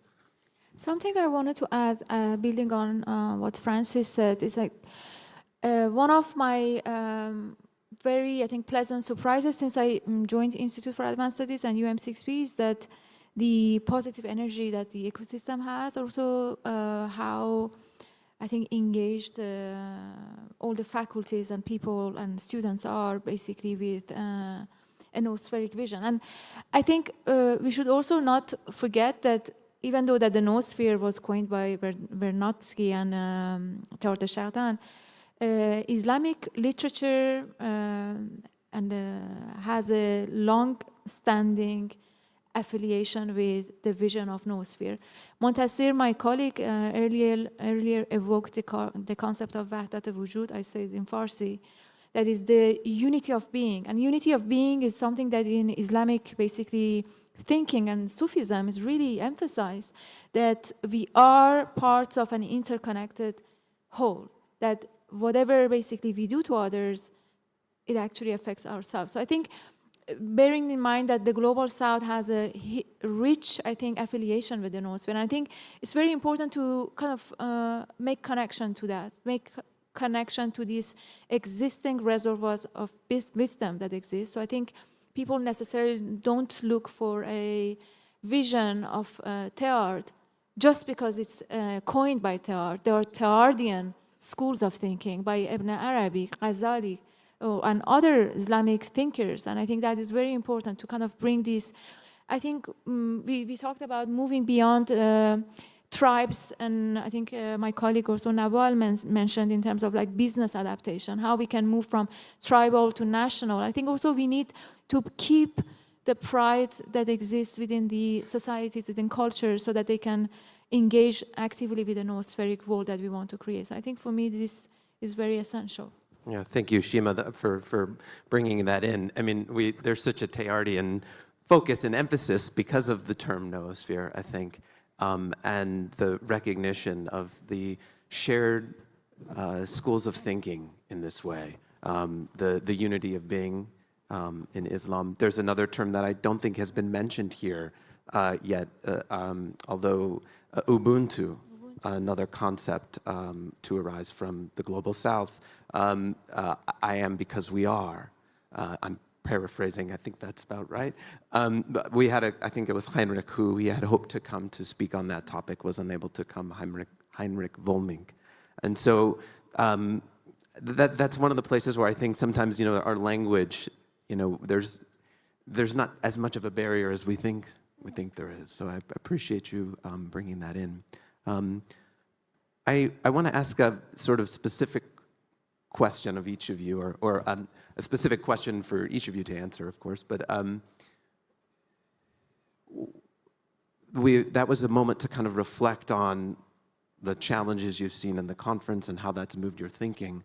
I'd like to know kind of concretely going forward for you, like and Greg, I know you heard from your book perhaps, but what do you think will bring the noosphere into being in the daily life, in your daily life? And just to, like I heard from Shima, her discussion of the, conference planning as a meditation. I'm kind of curious about the sort of daily life moments, not just our conceptual, abstract developments as academics and scholars. Well, I have been living in the noosphere from the 1990s, if you equate the noosphere with the World Wide Web. I was one of the first ones to adopt the World Wide Web. I was the first one in Belgium to have a World Wide Web server. So in that respect, for me, it has been something obvious. But there is another aspect which is less obvious, and then I want to tie in back into the Global South. I'm not so familiar with the Islamic philosophy. I'm more familiar from the non-Western philosophies with the Chinese Taoism and the Indian Buddhism.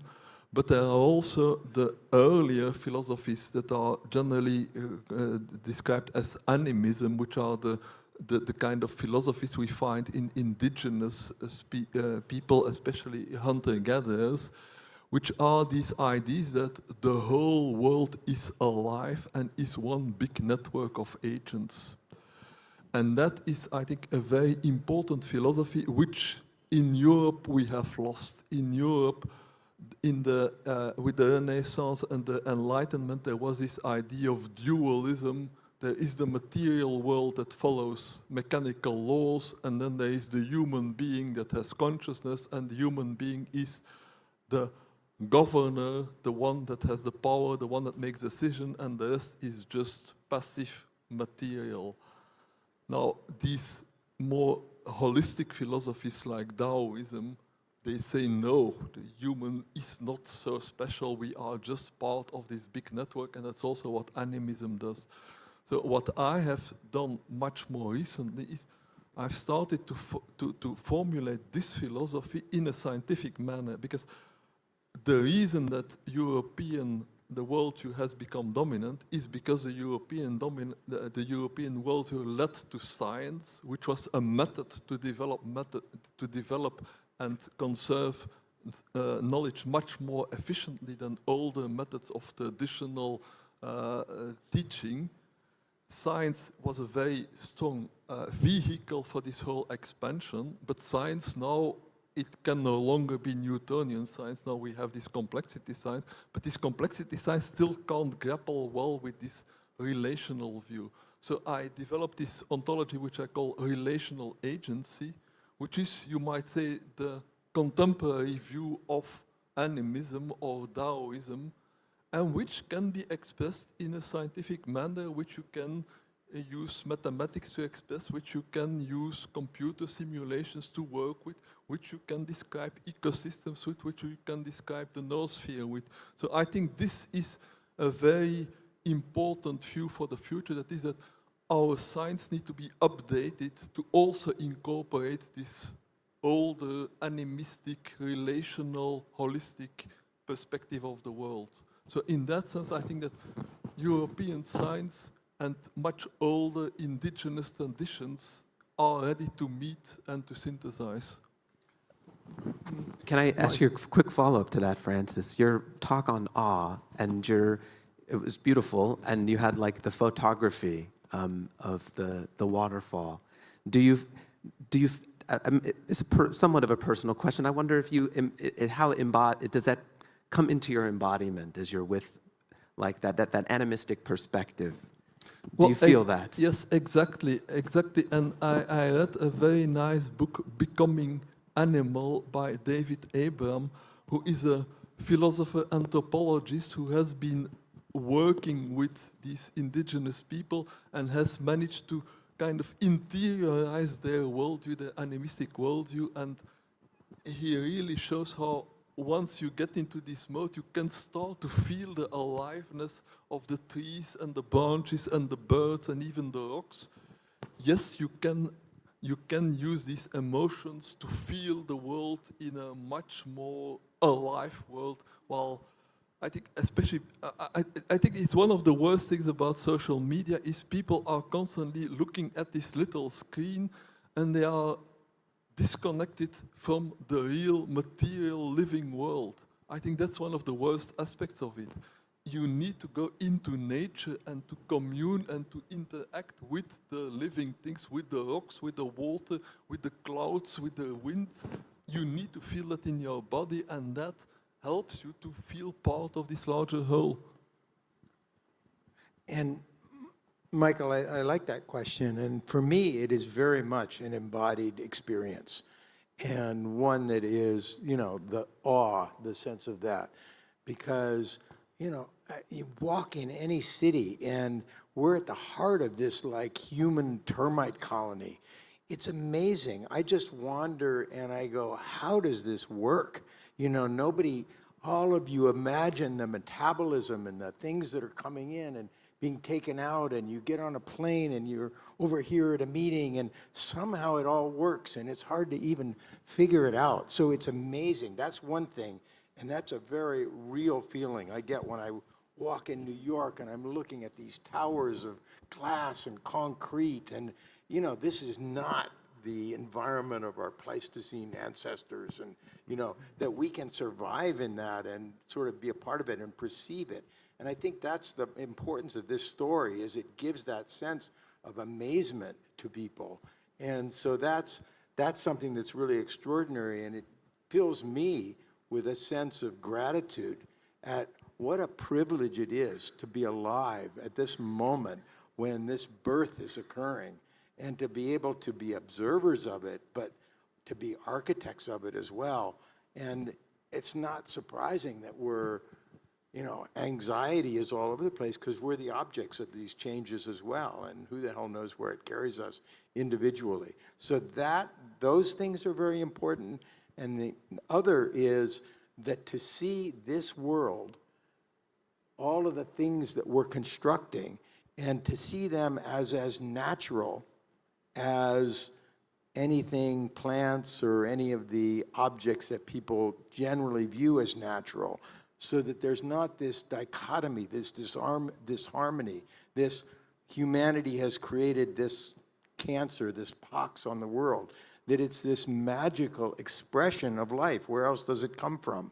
So all of those things are very spiritual to me. They're very powerful, and they create a sense of, you know, privilege, amazement, awe in the world. And I think that, to me, that's what's so important about the third story and what the Human Energy Foundation is, or the Human Energy is trying to do, because that's a very different way to live than live with a feeling of oppression and pathology. Yeah, the challenge to be in reverence, in awe of this planetarium, like room we are in as much as the waterfall, as I hear what you're saying, Greg. Yeah. Shima, would you I just say any more? very quickly, I think very, very short comment. I think Francis and Greg, I think, shared very beautiful thoughts. I think just owning the world that we are building and not projecting it to artificial intelligence, or we still have the habit of saying it will replace us, it will do that. But who is that it? It's us. I mean, I think just, I think this moment, this critical moment is I think is a very spiritual moment. It's a very transformative moment. We can look inside ourselves. And I think for me, the entire, how I built my career is about really turning the lens inward. I have a mathematical and engineering background, and we look outside. We design things based on measuring and building structures. And we think that's the world. But I think the real world is happening inside us. And I think during my career, from my PhD onward, I wanted to bring mindfulness. I wanted to bring different traditions, Sufism, and now I am Buddhist. But bringing Sufism, that was my from Iran, basically, place I was born, to I think what I call in my research, latest research, to reclaim the light of technology, to reclaim the light of our built infrastructure, because they do actually play a positive role in the evolution and future of the noosphere. Yeah, thank you for that. I wanted to sort of shift things a little bit here. One of the requests I think we've had over time with the back-to-back nature of the talks was that maybe there wasn't as much time as we could have had for audience participation. So I wanted to give you all a chance here. If there's questions that you'd like to bring forward to this group or to the whole room, especially as we're starting to move towards the end. We're in this giant circle, but we're not obviously not perfectly sitting in a circle.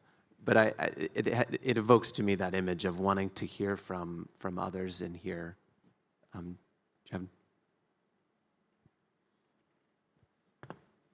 They will give it. No, they will bring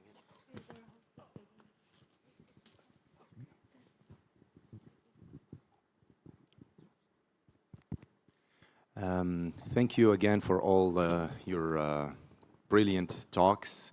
I really enjoyed it so much, and I just have comments and questions. If we're talking about the noosphere as something teleologic, it has telos, it has direction, and we are a part of it. So where does it come from? Is it like the noosphere, or this intentionality comes through us and not from us, and though it is with us, it belongs not to us? We don't really know like from which this intentionality comes from the noosphere itself that we're shaping increasingly, or from us that we are nurturing this noosphere.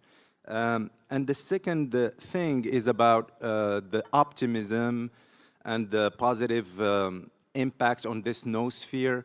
And I stumbled upon this beautiful concept called pronoia. It's from Brezhnev, I think.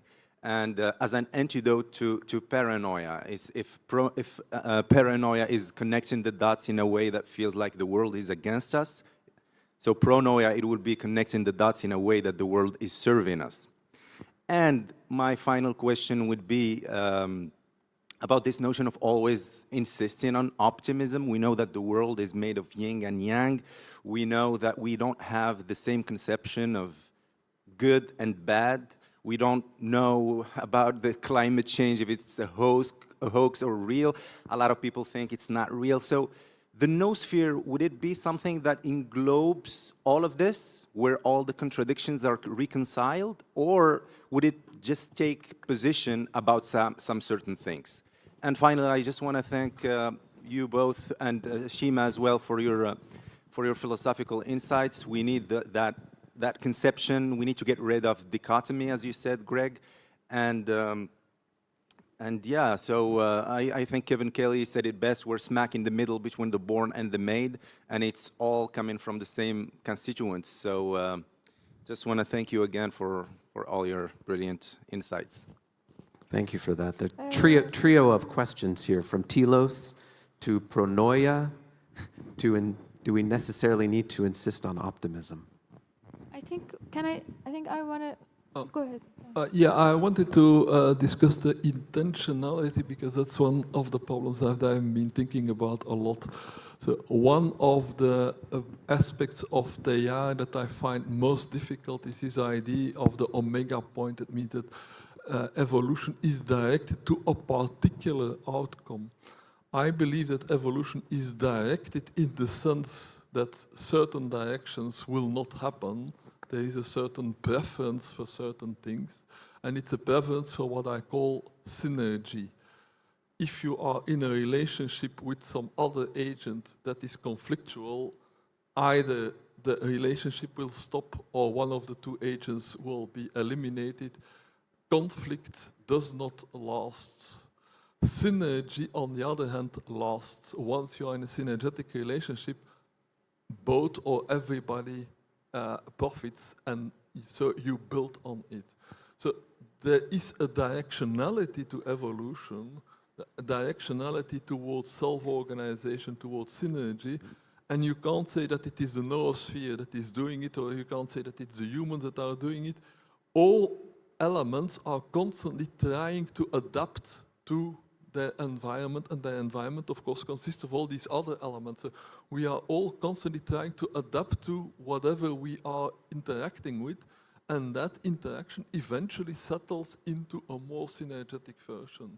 So that is the directionality, but it's not goal-directedness. There is no endpoint, there is no goal. So I think that's one of the teleology, the big problem is that people tend to interpret it in some kind of a religious way, like God has made a plan for the universe and now we are fulfilling that plan. That's not how evolution works, but neither is evolution random. Evolution has a preference for more adaptation, more fitness, more synergy, more life. That is the direction of evolution. So you can't predict where it will end up, but you can predict it will continue in that direction. I think I'm going to answer a little bit the question of focus on positivity. I don't agree that we need to only focus on positivity. My life has never been like always positive, and I think if we and the best moments I had in my life came out of overcoming actually challenges. So I think that's very important. And Michael, I think Pearson also mentioned something positive, realistically optimist. That is, we have to understand that we are faced with complex challenges, big challenges. At the same time, the noosphere is a space of traumas, pains, and difficulties, and at the same time, potentiality. So if you just want to have the positive story of the noosphere or a positive story of the future that we want to create, I think we are depriving ourselves our absolute capacity for transformation. And I think that is also speaking to what you said, Francis, about intentionality of evolution. Evolution, I think, favors transformation. People who are open to adaptability, to transformation. So I think that is like an interconnection between the two. If we really are looking for intentionality, we have to be actually looking at the reality of we're facing. We have wars around the world. We're facing difficulties, especially in the global south, in the Middle East. So if we want to blind ourselves to those challenges, I think we are not going to do to ourselves justice. So I think that's, for me, is very, very crucial. Yeah, I think I would like to respond to that too, the sense of optimism. I've been accused of being a Pollyanna about things. And to me, that's just that's an internal state of how you're perceiving things. There are incredible amounts of pain and horrible things that happen, and life is difficult. And, you know, do we accept that? Do you choose to see it's like that glass half empty or half full? You know, there are amazing things that are going on. And if you look from historical perspectives, this is one of the most difficult times emotionally to live in for people. And yet it is, you know, the dream of kings, essentially, all of the things that we have available to us, music all the time. I mean, look at, in the last 30 or so years, the population that's within the sort of global economy has essentially doubled. I think there have been about 3 billion people added. And it's so astonishing to me that things have been as smooth as they have been in a transition like that. And so you can sort of, and I think that some of the dissatisfaction comes, we're talking about this at one of the meals, is that it used to be that you couldn't envision the possibilities because we didn't have the technology to make that possible.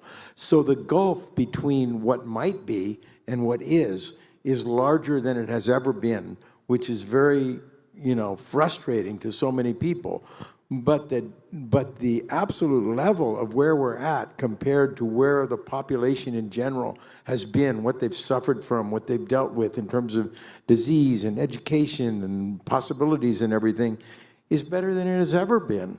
And so, and as far as pain and overcoming that, you know, think of your children. You try to protect them from pain and disappointment and hurt and all of those things.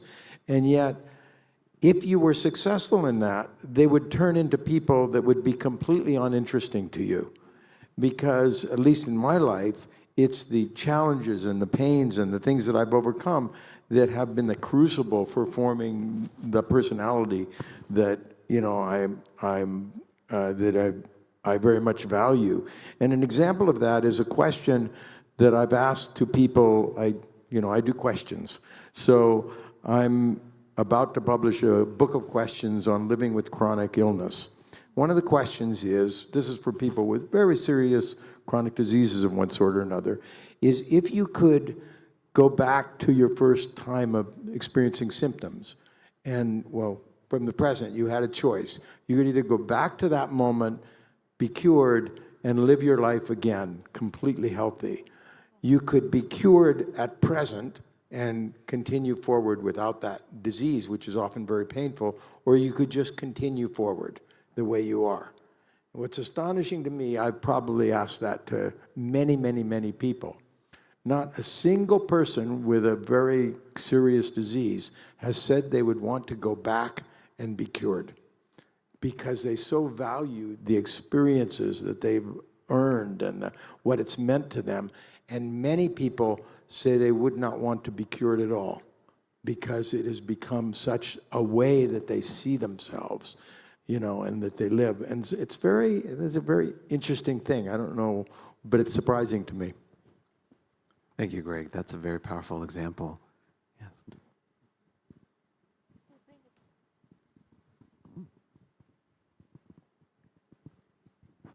Yeah, thank you from the heart to Human Energy and UM6B and Shima and everyone who made this possible. It was a very rich and perspective-shifting experience the last few days. From the perspective of next generations, one of the things that you can hear me? Oh, it's hard to hear you. Oh, you can. Hello? Can you hear me? Yes. From the perspective of next generations, one of the things that inspires me is that we do not need to reinvent the wheel. We can build upon the legacies and the wisdom and the know-how and expertise out there in the world in unfolding our own myth and our own story.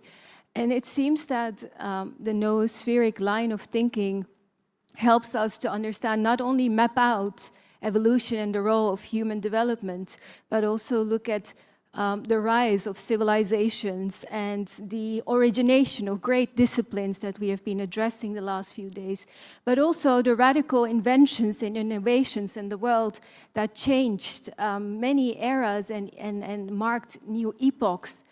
And what inspired me the last few days is that this perspective shifting understanding also invites us to actually initiate a new lineage of intellectual inquiry where we're invited to tap from multiple sources of intelligence. And this is something that I think since the rise of modern science, we have been fractured in, and perhaps this was one of our fracture points as much as it was also the origination of so much development. So I wondered, I think Sheila also mentioned how we can actually reconcile both hemispheres of the brain, both the reasoning, the logical, the analytical, but also the imaginative, the poetic, the intuitive, and how the noospheric line of thinking can help us to cultivate this in generating the most necessary solutions for our time. And what are then the conducive conditions to enable this so that this can become liberatory is one of the things that very much inspired me the last few days. Thank you again. Thank you for that. I certainly have some thoughts. I can jump in if you'd like. There's a lot that you said there. It's Saren, right? Saren. So thank you for sharing. Where you ended, of course, on this, how do we balance this imaginative, intuitive, the two hemispheres, and what was evoked, of course, I think also implicitly in that is there's also a global north, global south. I know Boris S. Shoshitaishvili had invoked that also in his conversation. It brings to my mind the work of Ian McGilchrist and both the master and the emissary, and his work on the matter with things. In that case, he's very clear that the intuitive, the imaginative is the master, if you will. That what we deploy is our rational mind in the service of the intuitive, the imaginative, and the creative, to seek out details and bring them back so that they can be held within the larger picture, within a larger frame.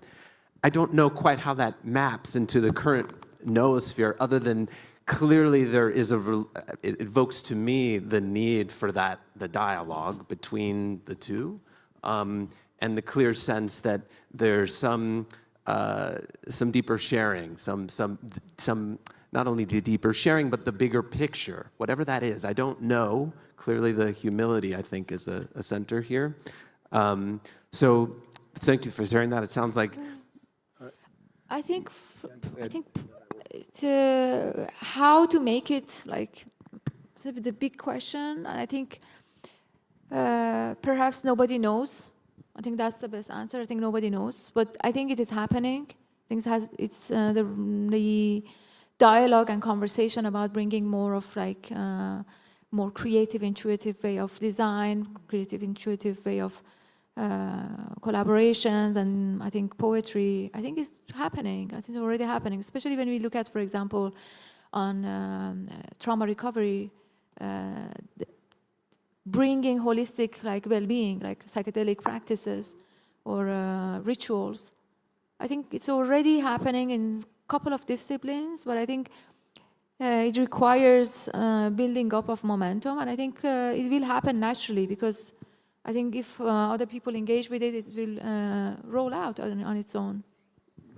Yeah, and you know, as I reflect on what your question, which is a very interesting one, it feels to me that it naturally is sort of an expression of us as individuals, and how do we reconcile left and right brain and such. It seems to me that the question is actually much, much bigger, and that is that our consciousness, our awareness, our creativity, all of these things is expanding beyond us as individuals. And all of those elements of human expression and cognitive interaction and, you know, creativity and everything are being mixed in all sorts of ways within the noospheric environment. And that dissolution of self that I mentioned is something that's what we're going to be grappling with in my view. You know, who we are in this realm, what the individual is, how we combine with one another, because it is getting so powerful, or is it the cusp of that? And it's going to create all sorts of new structures that are not just organic cognition and cognitive activity, but inorganic, different changes of substrate, changes of lifespan, changes of, you know, merging of different individuals that are mixing and matching, which becomes possible when there's a certain level of uploading or, you know, extended cognitive activity. So I think it's just going to be amazingly complex in ways that we hardly can imagine now, and very rapidly. I think something else that came to my mind is that although that it's a very big question, but at the same time it brings back to the power of individuals. Like, how can we do that? You can do that. I can do that. We can do that. I think that's probably the way it will happen. So it's really the individual. And I think yesterday with the workshop and the rite of passage of Robinson, our intention was really evoking that active engagement with the Noosphere, that I engage with the Noosphere because I know that my impact will have a positive influence on the Noosphere. So I think being in that space, I think it in itself is valuable. Instead of just focusing on the outcome of that, I think just bringing ourselves in that openness and capacity to engage with the world in a more active way, I think. Yeah, thank you for that.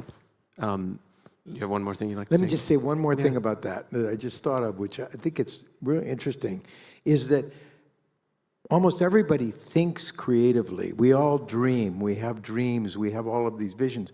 The challenge is the translation of that into something that can be consumed and is revealed to others. And I think that the obstacles to that are becoming ever more diminished, in that we can express that because the techniques and the crafts that are required to create a film, to create some expression of that, are really diminishing. And so there's going to be a flourishing of the expression of those sorts of aspects of the human mind and of the human existence. So I think we're going to need to wrap up. I'll make one comment just in the spirit of thanking everybody also for organizing the concert last night, that our participation in creativity need not be that we are the ones creating some rarefied form of art that goes into a museum, but yet we can participate. To see many of us just dancing and moving in the field yesterday, that is very evocative, I think, of also places we might go as the Noosphere. Yeah, thank you. Thank you to the panel, and thank you for that reminder, Michael. I felt very much like I was actively participating in the Noosphere last night, and was really energized by it after a long day.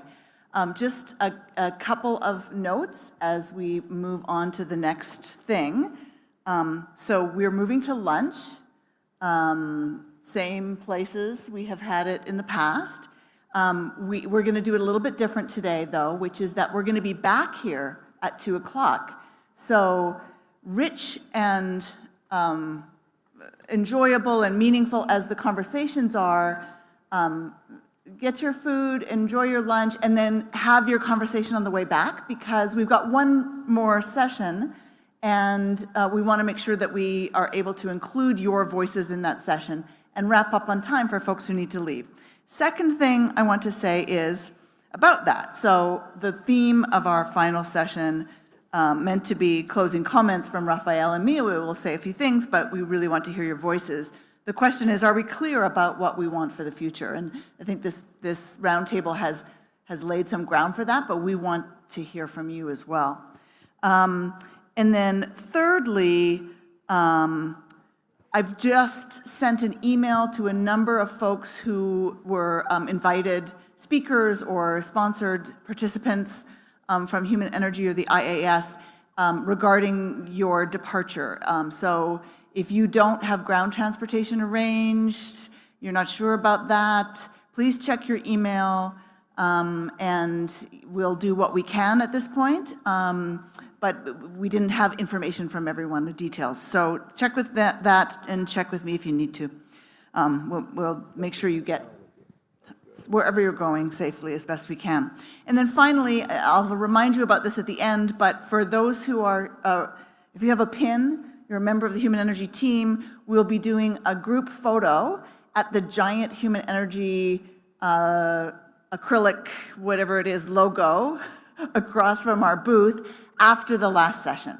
So at 3 o'clock or whenever it is we wrap that up, we'll just have our conversations as we walk down the orange aisle and gather at the Human Energy logo for a group photo to capture that. Okay, so let's go have lunch. Thank you.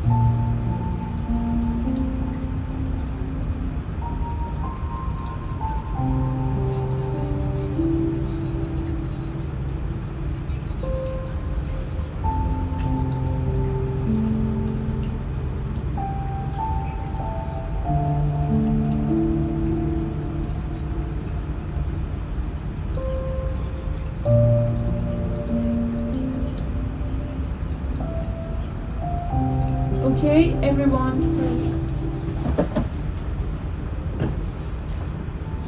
حسين شوف جبت لي عشية معاك دوزية معاك الروتور ديال دافع معاك ندوز انت في الكورش ديال الواي فاي باش نخدمو بالطابلت راه كاين في المورش في الطارق كاين في داري صافي دوز لي غندخل ليها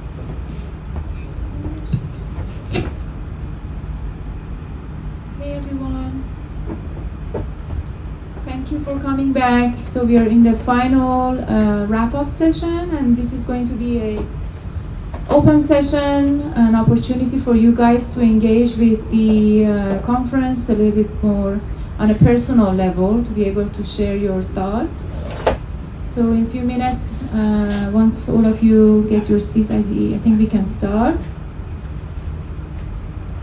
There will be a few questions taken from you, and after that, Raphael Lugier will wrap up the day, and that's it, basically.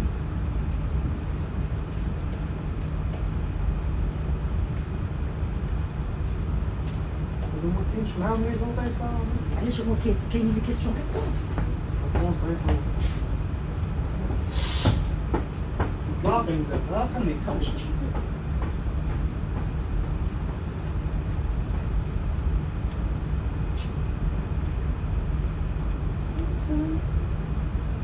And can I have few mics in the room, talking to the technique? شنو قلت؟ مايك مشات ديك هذا الصف ماشي مايك قالت والله المايك رافي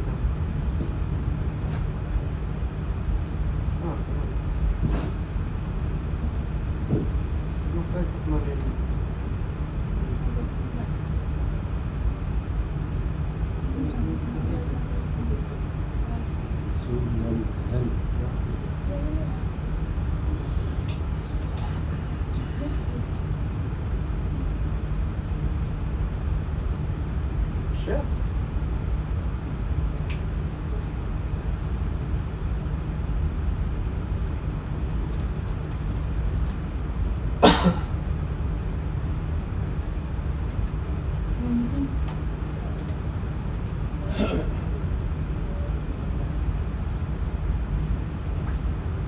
Okay, everyone, I think we heard a lot over these 3 days. A lot of great minds shared their ideas, and because the agenda was quite packed, we didn't have enough time to give you, to also share your thoughts with us.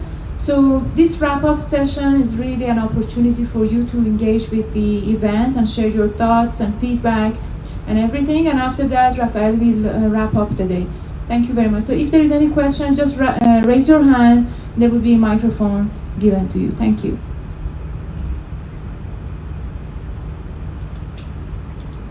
We can make it like an agora. It's not supposed to be just questions and things like that. It's just like comments and explaining and saying things, and we share something about our vision of the future of the Noosphere, this conference, and the concept and all that. Okay, so I'm going to break the ice here. I just want to say I'm a newbie to the Noosphere, and I want to say that number one, the promise of the Noosphere of greater prosperity of all, especially in places like the third world, like improved farming, improved output and prosperity is going to be immense. I think that's a great thing. I like the idea that somebody brought out about having an AI personal guardian. I like that approach. I think that's a great thing. And another concern that I embrace is governance and rules. I think we need to have there needs to be governance, and there needs to be rules, and of course the concern for who makes the rules is a big deal. Concerns, the downside of prosperity for all is increased longevity. Because if we have increased longevity and we have a population growth where nobody's going to die, we're going to have to deal with resources like food and water and everything else that's going to have to accommodate. So they need to be in sync and going forward, if they're not in sync, that could cause greater problems. I think the AI personal guardian is hopefully going to enable us not to become the board. For those people that know who the board are, they're in Star Trek. It's a collective, and I think everybody plugged into the board and became the board, and you lose your identity. So one of my big concerns is loss of identity, because I think as a human race, if we lose our identity, there's no real point to this all. In my opinion, I think that's what makes life good, and that makes all the little things that you have to go through to figure things out.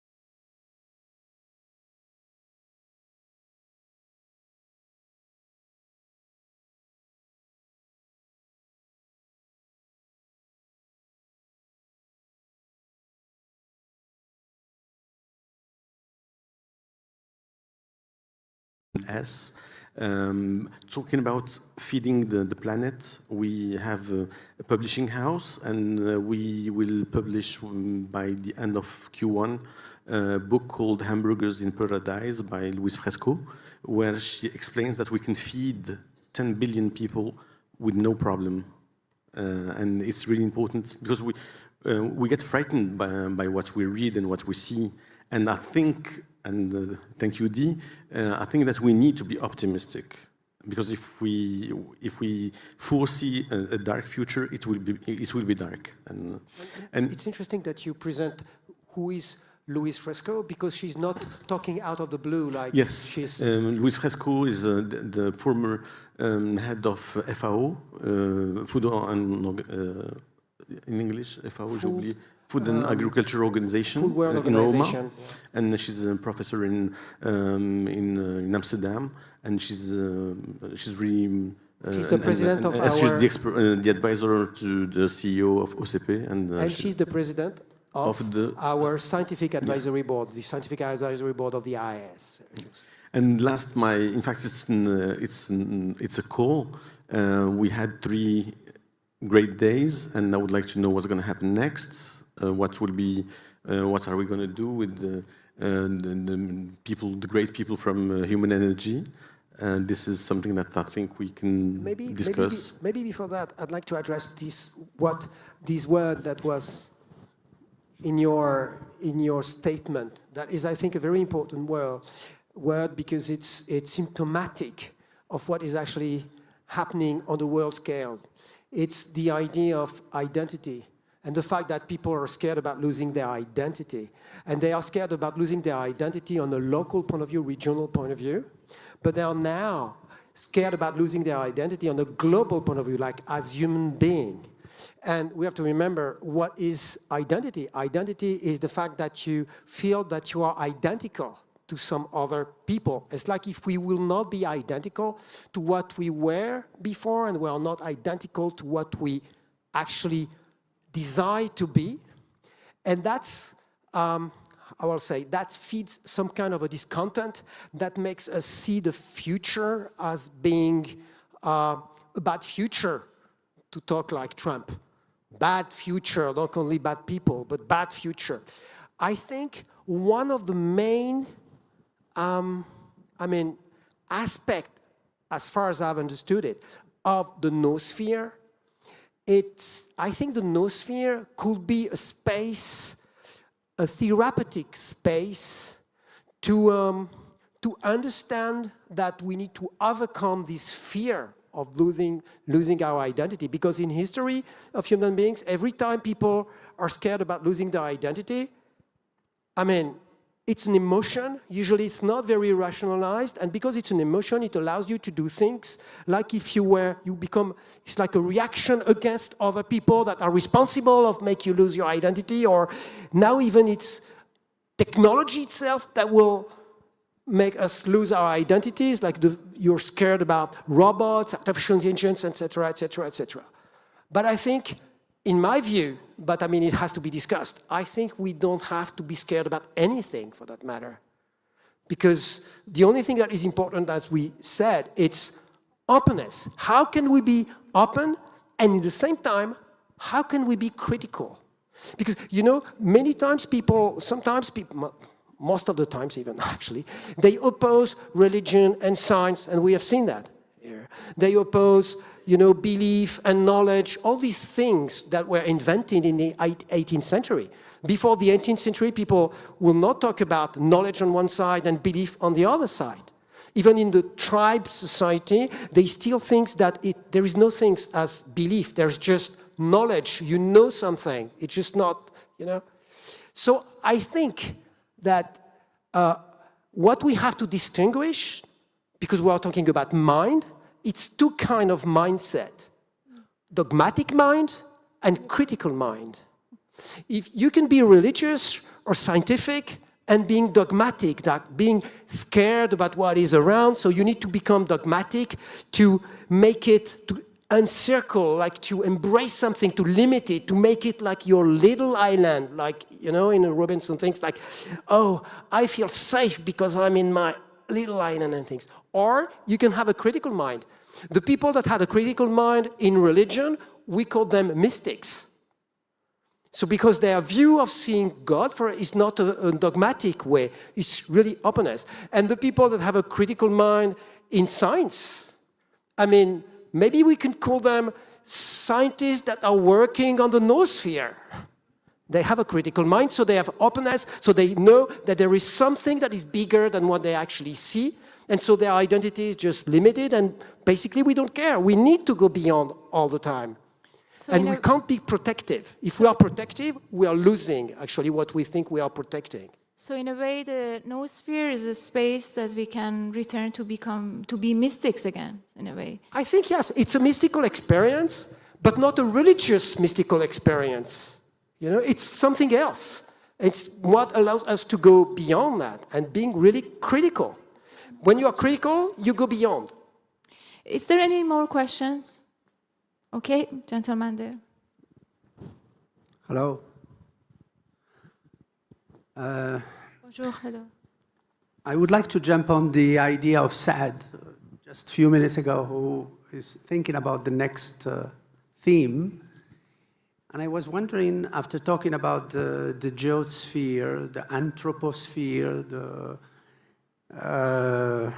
the mind sphere, in order to attract more audiences, maybe from the scientific, spiritual, and other fields, it would be interesting to talk about the atomic noosphere, the molecular noosphere, in order to be able to get extracted a little bit from the introduction of ourselves as observers, and just to let the science and the actual discoveries give us an idea about those fields, how they are really living in themselves as structures of the living world at the atomic level, and when we imagine how we are the embodiment of those billions and billions of atoms that live inside every single cell, and how those cells compose billions and billions of atoms in incredible way that allow everyone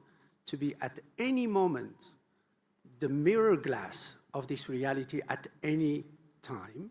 We are at the moment where we don't have any other solution except to make those questions inside of ourselves, the inner noosphere at, you know, it will remake the question at multiple level, and maybe in order to have this universal understanding about the noosphere, it will be interesting to interest other fields, and mostly the political one, how the people, the nation state, the actors of the nation state, as you stated yesterday, how they could listen to this new language of manifested, visualized grounds of reality that compose all of us.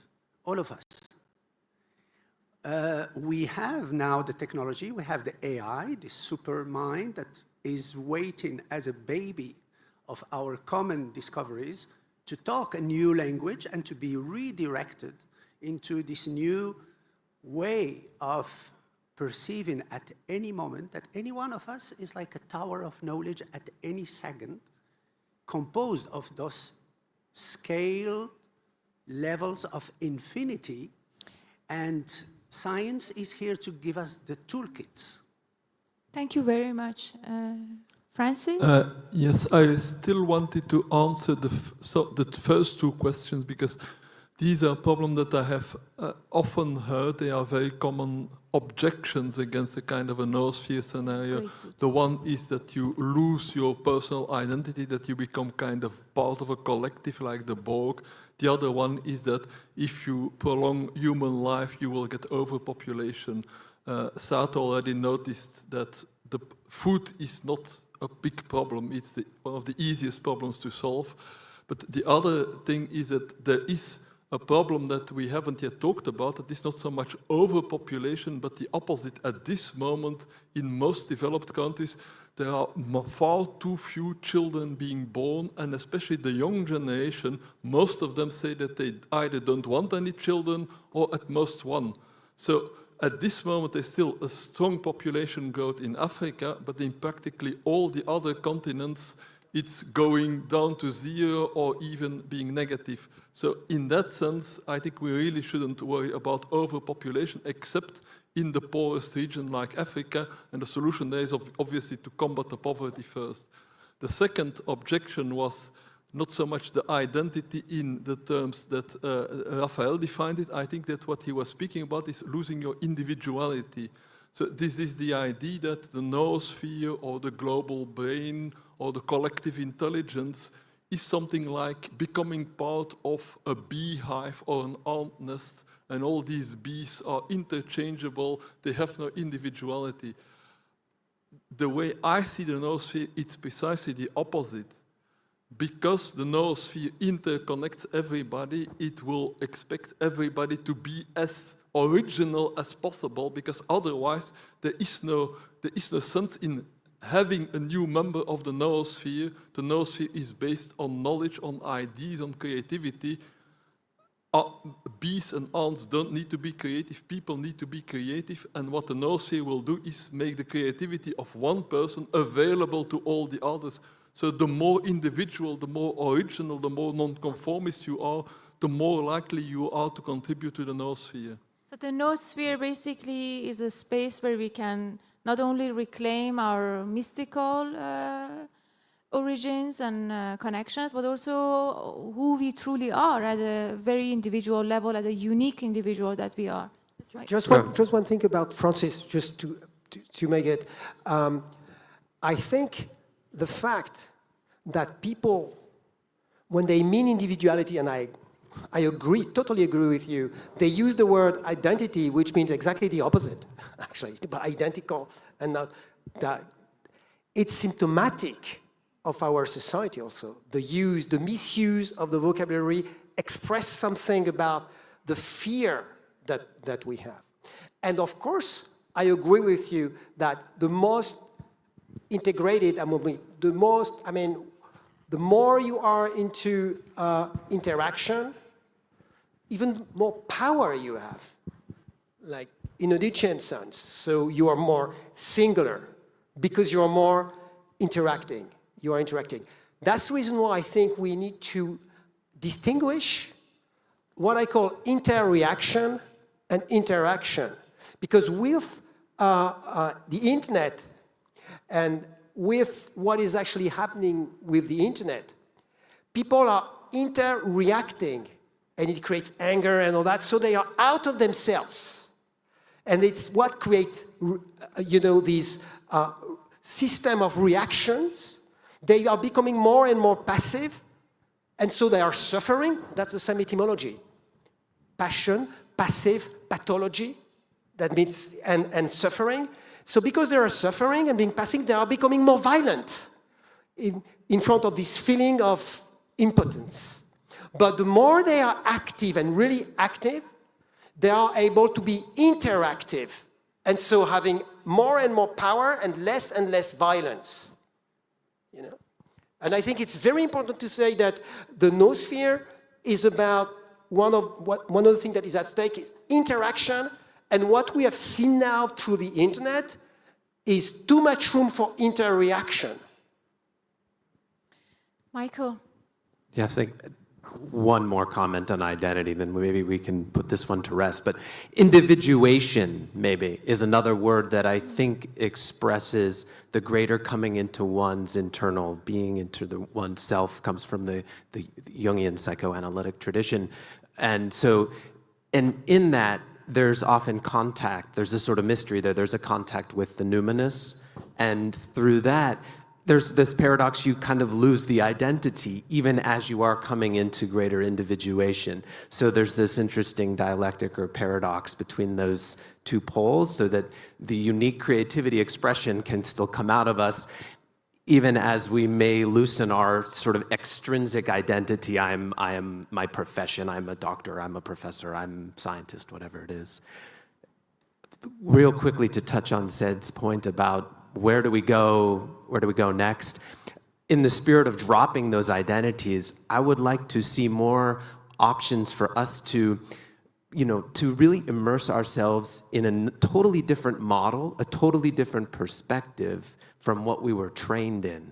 I think one of the things that this conference for me has been an open door into perhaps more than just the Teilhardian discussion on what the noosphere is, but to what would it be like to immerse oneself in a very different literature, history, part of the world, and try to see through those eyes, and to see the noosphere that way. So we build more language about the noosphere. We met, like, when we were meeting in St. Mary's College 4 or 5 years ago, we all went around and shared the definition of the noosphere, and there was like 300 definitions in a room of 50 people. So I think we should continue to build those, but through more in new models from other places. Thank you, Michael. No, I think that's really great what you said, because when you were talking about, I mean, it's like the more you are trying to defend what you think is your singularity, but in fact is identity, the more you're losing it. And it's true on a collective level, like nationalism and these kind of things, because you are becoming, when you are reactionary politically, you know. And it's true on an individual level, when you are. It's exactly what we call the ego. When I'm here, we are interreacting. Let's imagine we are interreacting. That means that I want you to see me in a certain way. Obviously, you don't, and so I feel bad, and so I want to reinforce that. And the more I'm doing that, the more I'm dependent on the image that you have of me, which is actually depriving from what I am. So trying to defend myself and to defend like this ego, this double of me, I'm actually just sinking and I'm losing it. What is interesting is to know also that the very word individual, it comes from individuus and individualis in Latin, which was part of the discussion in the medieval age about the very nature of Jesus Christ, and to say that it is in the same time, undivided. It's undivided, like being in the same times God and human.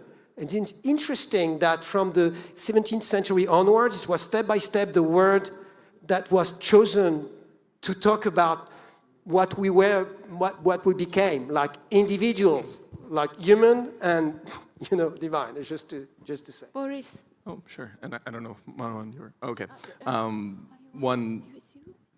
Do you want? Okay, I'll just go.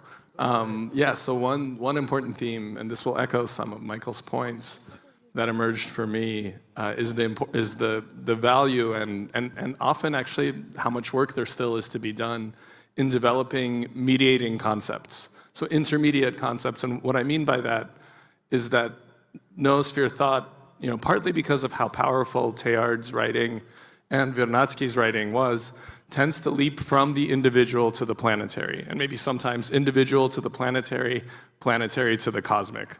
But you know, some of the framing of the conference, I think, does this very well, is to actually set that pause from that leap and set that in dialogue with all of the other layers of sociality and shared mind that we have. I mean, Shima was mentioning it in you know, national traditions or in literary traditions that we might have.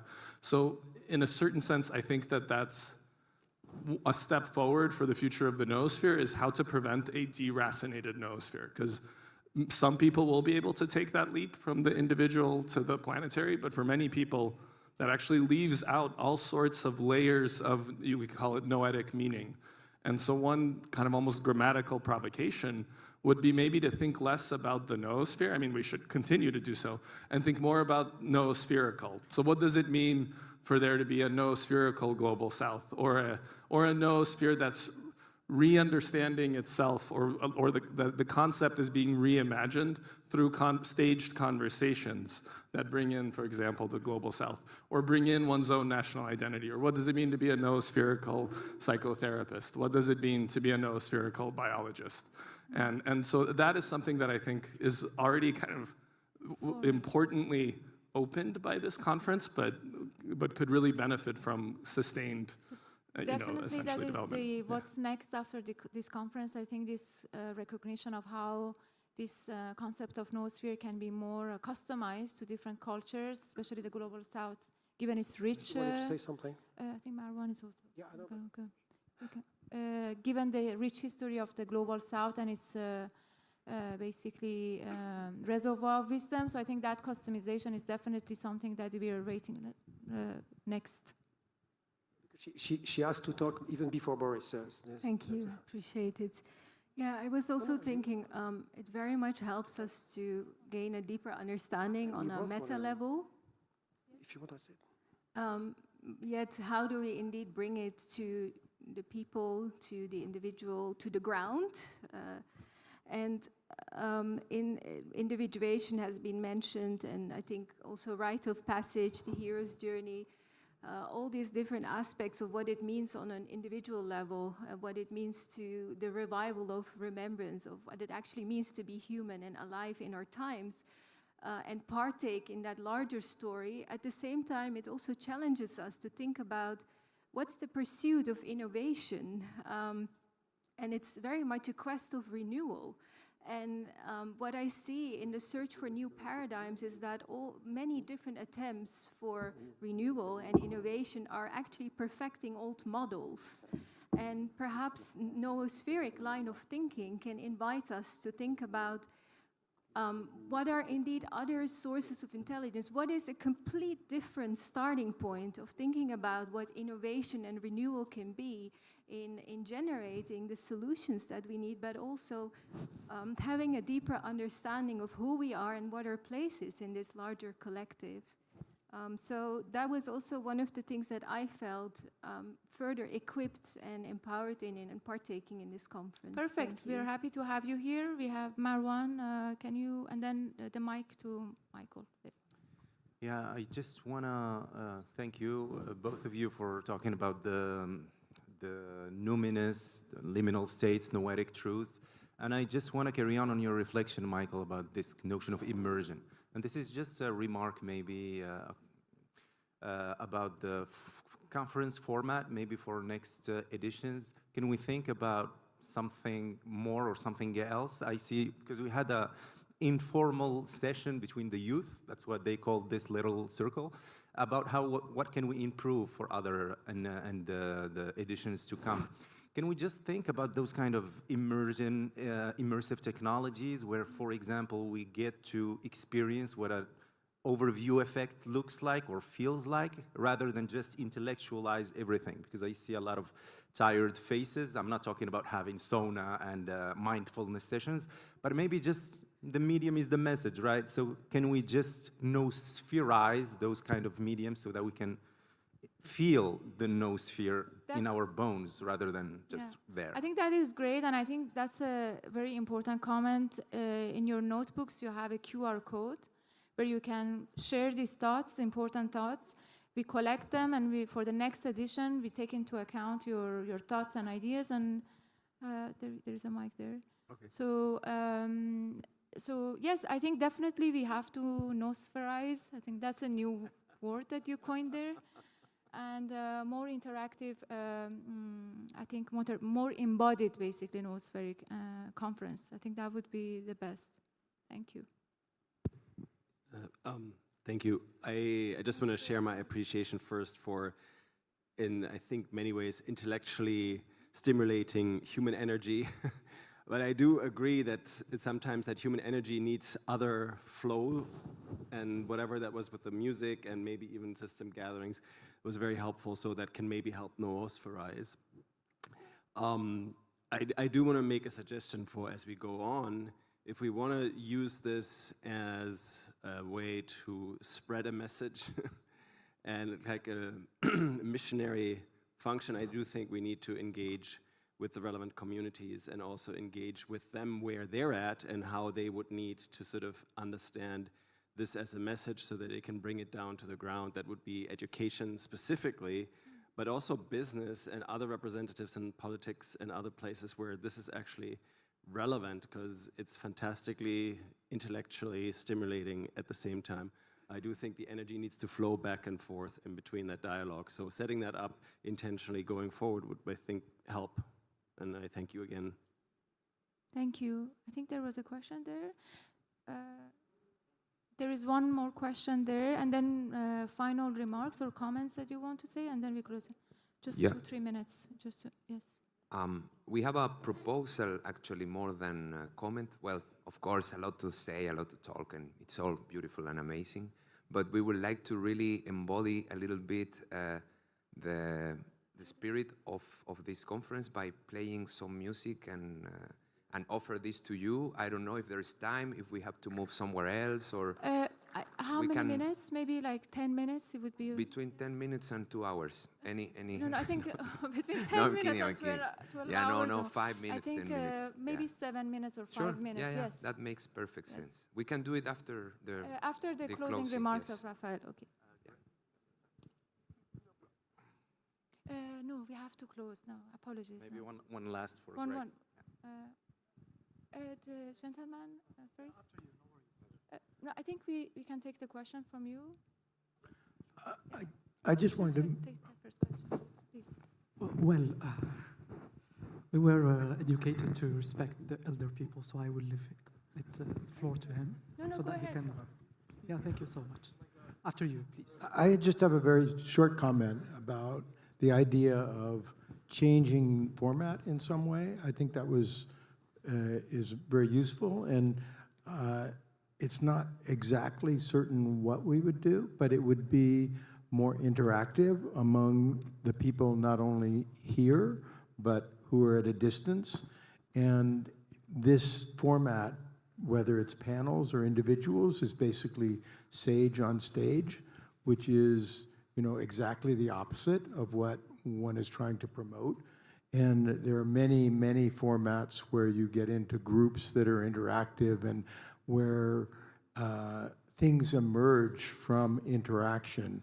And so what might be done is to look into all of the interesting tools that there are for interactions in groups at a distance and trying to come up with a bunch of those that would involve not only the people at the conference, but those who are at a distance. And that would be a good challenge.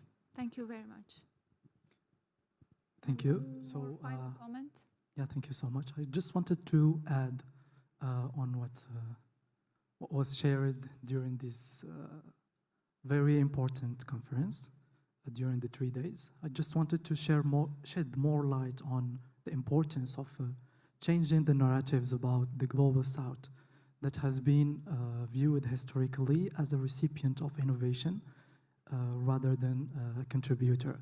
But the reality of today, we see that there are very important initiatives and projects that can be shared with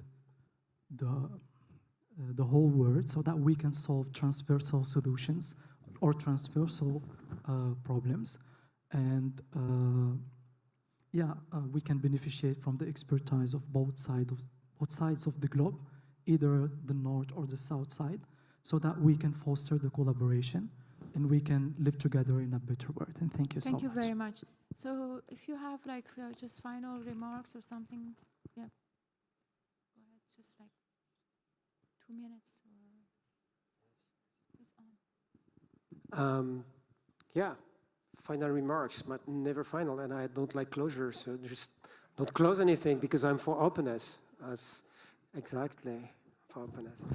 And I want to thank first, Human Energy, that they were the one to make the journey here. So that's something, that's not nothing, and there's all those researchers and leaders and people that were talking, exchanging, interacting, I must say. So I think this idea of Noosphere and the human energy, that was the Human Energy project before, and now is Human Energy, could be something else, something that would look like a think tank, but we could call more of a think desire or something. So, because I think what is missing when we are talking about interaction is the desire to think. And I think it's important to make people see that they are part of it. And by being part of it, it can't be just something abstract, like you are part of it, when there are some fake debate that are organized. And we French people, we are specialists of that. We organized like a huge debate about French identity or about democracy, about everything, and basically nobody cares. And it's just publicity, it's just marketing, political marketing. And so how to make, to pay attention that these thing, the noosphere, is not becoming the pretext of a new political marketing, even if we are dealing with politics, saying it is not political marketing, it's about something else. That's not the question that like another new fashionable concept, but really something else, something that really matters. I think it is that the new challenge for the future, to pay attention that this is not going to become, I mean, it has to be interesting, desirable and everything, but I will say not fashionable, because we all know what happens with fashion in our late modernity, in our, as I say, industrialistic societies.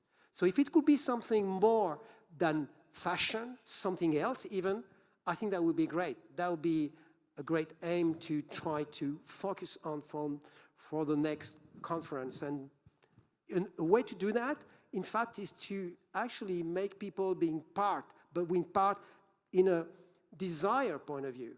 As I always say, the problem, and it's very related to that, I mean, the noosphere, the problem with ecology, it is that everybody knows what to do, basically. Nobody really, I mean, the state don't really do it. They talk about it. You know, a way to say it is like the problem of ethics today, it's ethics. Because it's just like, and I think we could make these noosphere things something desirable in an aesthetic point of view without being just a marketing label. And the only way to do that, is to try to talk with each other in an active way after the conference. I'm thinking like the conference is just a meeting with us, with each other, when we create this desire to meet because we are on the same length wave, but the real work is actually after the conference and before the conference. Thank you. Just something else. If you want to continue the conversation, make sure that you follow the YouTube channel of Human Energy. Also, there is Discord channel. There is also the QR code that you can click and basically find your space for sharing your thoughts and comments. And I just give now the floor to Thomas. You have, I think, 5 minutes. If you can wrap up in 5 minutes, that would be fantastic. Thank you. Thank you. Yeah, desire.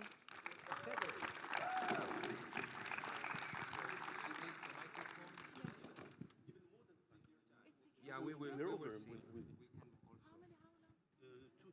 No. Yeah, it depends on 5 minutes. No pressure. Okay, we will see. Yeah, we will see how long we can make it. Hold the guitar while you play. The microphone. We can. Yeah, I'm kidding. We begin with this, right?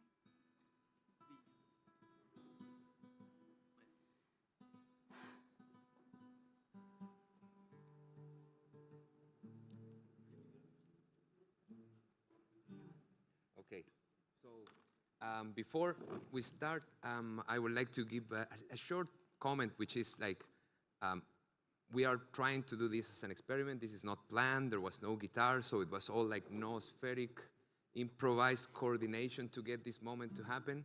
And sometimes this spontaneity is important. Of course, the quality of the performance will not be as if we would have performed many times before, but it's given with our heart. It's given for embodying things like all these concepts.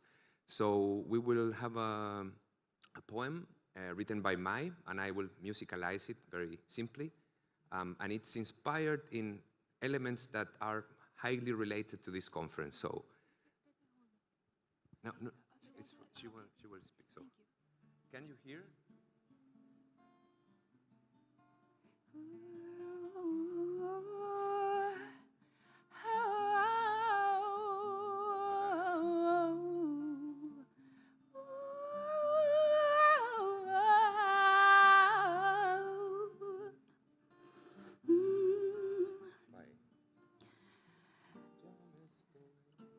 queriendo. Ya me estoy volviendo canción, barro tal vez.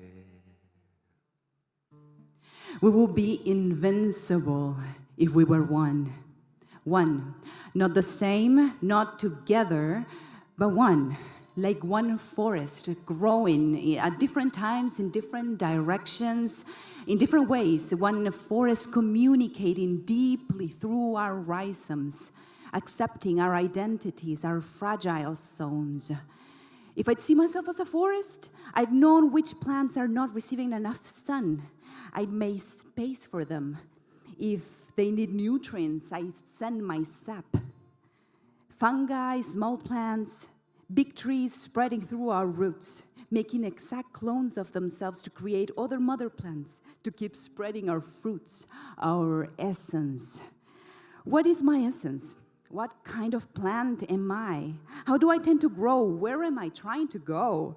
Wouldn't it be just too nice to just know how to live? Why do we have to keep moving and changing, evolving and mutating, and outgrowing the skin we were so comfortably wearing? We look like fools and we think, they are surely mocking me. What will others say if I challenge the image of me they made? And maybe now would be the perfect time to say, well, just be yourself. Individuality is the way.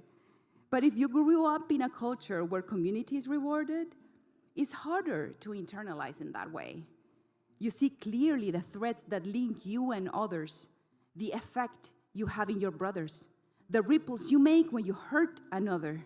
It's a big responsibility to let go of your Earth Mother. Different views of living right. We should still know that we can be one. You can listen to others, you can listen to us, the ones who are not inspired by being more special than anyone, not more than my sisters, not more than our land.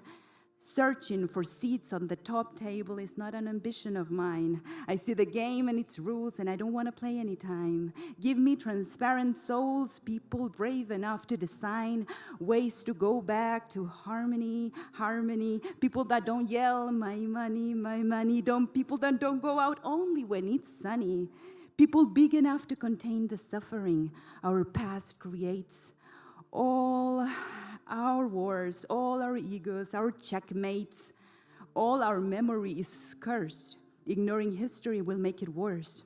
But it can be a blessing if we hold it, if we simply care enough to transform it. Give me people big enough to compost the sorrow in exchange of more life and more joy tomorrow. Naivety leads us to destroy and deforest. Let's be wise. We can build one highly biodiverse forest.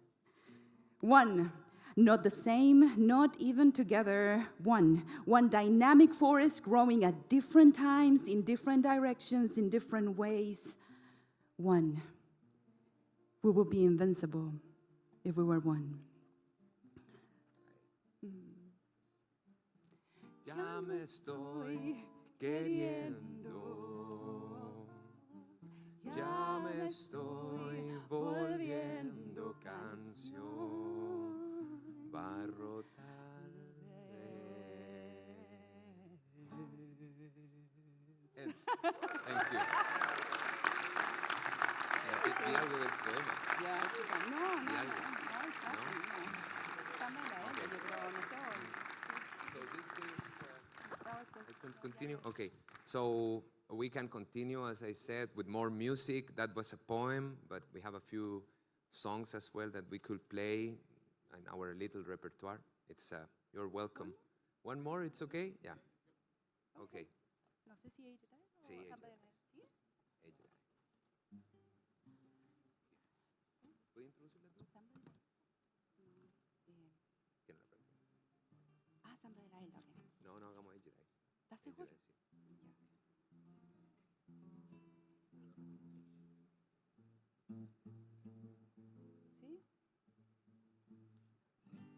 Sí, porque la van a entender. Sí. Okay, introdúcela, por favor. Okay. Well, this is the next song, and it's called Aged Eyes. It's a very beautiful composition. It's a jazzy kind of version. So we want to play something cool to finish. I will try.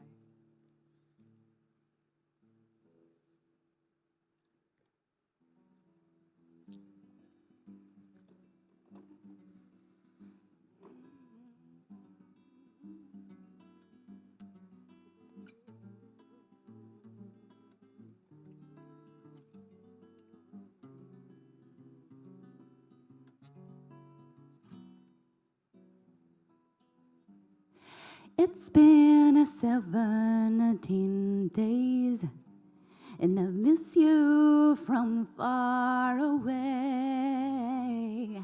Heaven knows what's in front of you. Feel like I could hardly breathe, but life goes on. I've had to leave. Without you here, all I have are memories. What if you believe everything? Would they tell you I was different? Anything? The story that we write through those aged eyes, will you come to recognize? If you could believe anything, would they tell you I was different? Everything, the story that we write through those aged eyes, will you come to recognize? If I don't speak another word, how much of my truth will be unheard? Everything is a point of view, closer closing in on me. But life goes on eventually. I'm standing here, living in my memories. What if you believe everything? Would they tell you I was different? Anything? The story that we write through those aged eyes, will you plan to recognize? If I could believe anything, would you choose to play it different? Anything? The story that we write through those aged eyes, will you plan to recognize?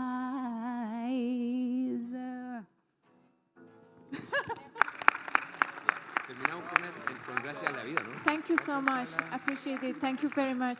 Thank you. Guys, those of you who have a human energy badge, please gather around the human energy booth for a photo. And that's it. Thank you very much for joining us. 3 days of conference. Thank you, and safe journey back. Thank you.